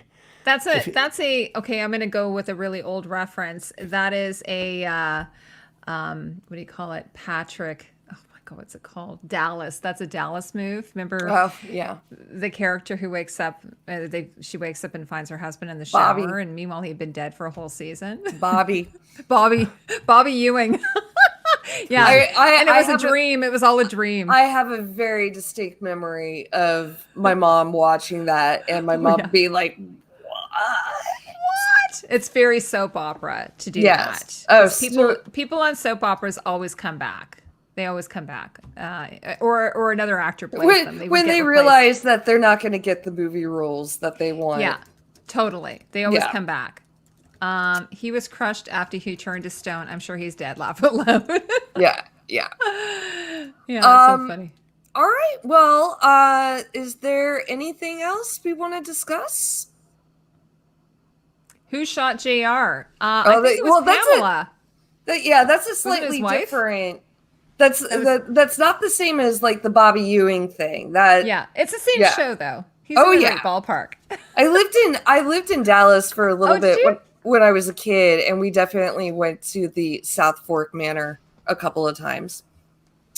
They didn't shoot anything there, but the house. Da, da, da, da, da, da. And they tried to do a remake of it, and I'm like, who wants to watch that? Like, seriously, so bad, especially with the 1% and all that. Like, it's like, yes, I'm just gonna watch a bunch of people who are filthy rich, driving nice cars and stuff. I just have no interest in that at all. Right. I mean, Reddit is brutal on this show, isn't it? I just wanted at the end just to see what the Reddit goons have to say about it, and man, they are a little brutal here, aren't they? Well, I'm going to hit X and say they could fuck off. Yeah. I think it was... I did hear a few mixed reviews immediately, like on Twitter, because I'm on Twitter too much, like immediately, like about the pacing, but these Reddit people, they're just like critics. Well, I think it was a great episode. Before the show aired, I had heard that it wasn't that great, but then when I went to look at the reviews on Rotten Tomatoes, it was really pretty positive all around. One thing that came up today, though, that kind of irked me is there was this YouTuber who did a review of 5 episodes. And I'm like, okay, sorry, normally don't press, just get 3. And I'm thinking that really kind of pissed me off because it said, they haven't aired yet. Okay, 3, I can see if you got them ahead of time, but 5 episodes, I'm just assuming then you're stealing them if you're Yeah, I mean, is it a new YouTuber of note? Jack said, yeah, I think they're a pretty big YouTuber. That just really pissed me off that they did that. The YouTubers there. Anyways, guys, the question regarding who shot JR, I'm pretty sure it was his wife, wasn't it? It was not Pamela, but the other one, the crazy lady. She was pretty angry at him because he was cheating on her all the time. More importantly, who shot Mr. Burns? I don't know. Oh, his assistant, isn't it? No, it was Maggie. Oh, really? Yeah. I don't know. Yeah. That's my girl. Dr. Lee says that they don't think the second episode was as good. Well, the first one was sort of the setup. So, I did just see, like any show, you're going to get, the critics and stuff initially and stuff. But, obviously, it's a fantastic show. Well, this is the thing. Like, this is how I look at it. Whenever the Emmys come up, whenever the Oscars come up, it's always stuff I never watch. It's the stuff I watch is never nominated. It never gets awards for some. I mean, occasionally something does, like you said. What was it? Russian Dolls. You said won 3 Emmys. I was actually shocked to hear that because normally anything that I like never gets recognized. No, I think it's I bet you this show. I bet you this show will go through so many Emmys, though. That's true. Yeah. Like 3 Emmys. Although I do remember, I think they won. I think there was a big one that they won. Who's that? I think the big one. They won a big one, but I have to look it up, and that's going to take too long. Oh, all right. So they won outstanding cinematography, music supervision, sound editing. Oh yeah, so that's more like technical. Yeah, they won. Supervisors need their own award. Totally. Yeah. Whatever. I'm not a big fan of music supervisors getting awards, but that's a new thing. Oh, is it? Yeah, I'm a little bit of a purist with that. The music supervisors need their awards now. I don't know. Whatever. They don't write the music. They pick the songs. I mean, it's great. I mean, they pay the bills. Like the music supervisors, yeah. You gotta kiss their ass to get the gig. But now they need an award. But no, some music supervisors are really. I mean, they have to license any of these songs. Takes a staff of agent to figure out. I mean, there's 10, 20 writers on each song, calling publishers. So the music supervisor does that. I mean, a composer can just sit and write their own music. Copyright free, life is good. But a music supervisor has to go through the rigmarole of the licensing. But it's not like they're writing that's just music. Like a technical job. It is. It's so that was the debate. It's a technical not really, job. An artistic job. It's more like just of a technical nature. I'm it's a like curmudgeon. Someone who does shipping and has to do waybills and manifests and stuff like that. But you have to go I'm a through curmudgeon with that. The music supervisors. I hope you guys can't hear my stomach rumbling. Yeah. Oh, did you forget to eat today? Were you dedicated on your PowerPoint? I ate a little something, but I was like, I said to Jack, I'll just wait till we're going to be done probably pretty early, but it's after 10 now, so my stomach's growling. No, actually, typical Creatives Guild. Yeah. Sorry, guys. Well. I think it's on that note, it's probably time for us to start wrapping this up because I'm also very sunburned from a day at the beach. So oh no, Rebecca. Oh, I'm so sorry. Well, not too. I mean, but on my ass, and that's what I'm sitting on. So I'm done. My butt's done. For sure. Yeah. This was fun. Thank you, everybody, Yeah. for supporting the creative. Any last shout outs or anything before we wrap it up? We'll be doing this every week. This is fun. Creatives Guild every week instead of every couple months. This is cool. Yeah. Keep so every Tuesday, 7:30 EST. Yeah. Yes. We'll probably have a couple off, whenever the show's not on, because probably we'll skip Labor Day weekend. Yeah. And Tony, we'll probably be reaching out to you. We kind of reach haven't out to given you, you a Tony. choice. We're just sort of telling you you're coming on the show. I think he said earlier he'll do it. Okay, great. Yeah, and guys, so Maybe just to next let you week. know, on my channel, Costume Co., I'm doing the Alienist tomorrow night at I think it's 8:00 with A.U. Pack Mule, talking about that show, which is great. It's I don't know what the network it is on, but I watched it on Netflix in Canada. So 2 seasons of that. And you guys can find me on Twitter. I'm also have a YouTube channel, and I'm on Facebook and Instagram.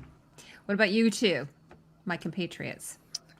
I got nothing to plug. I'm at ShadowCatBex on Twitter and on Instagram.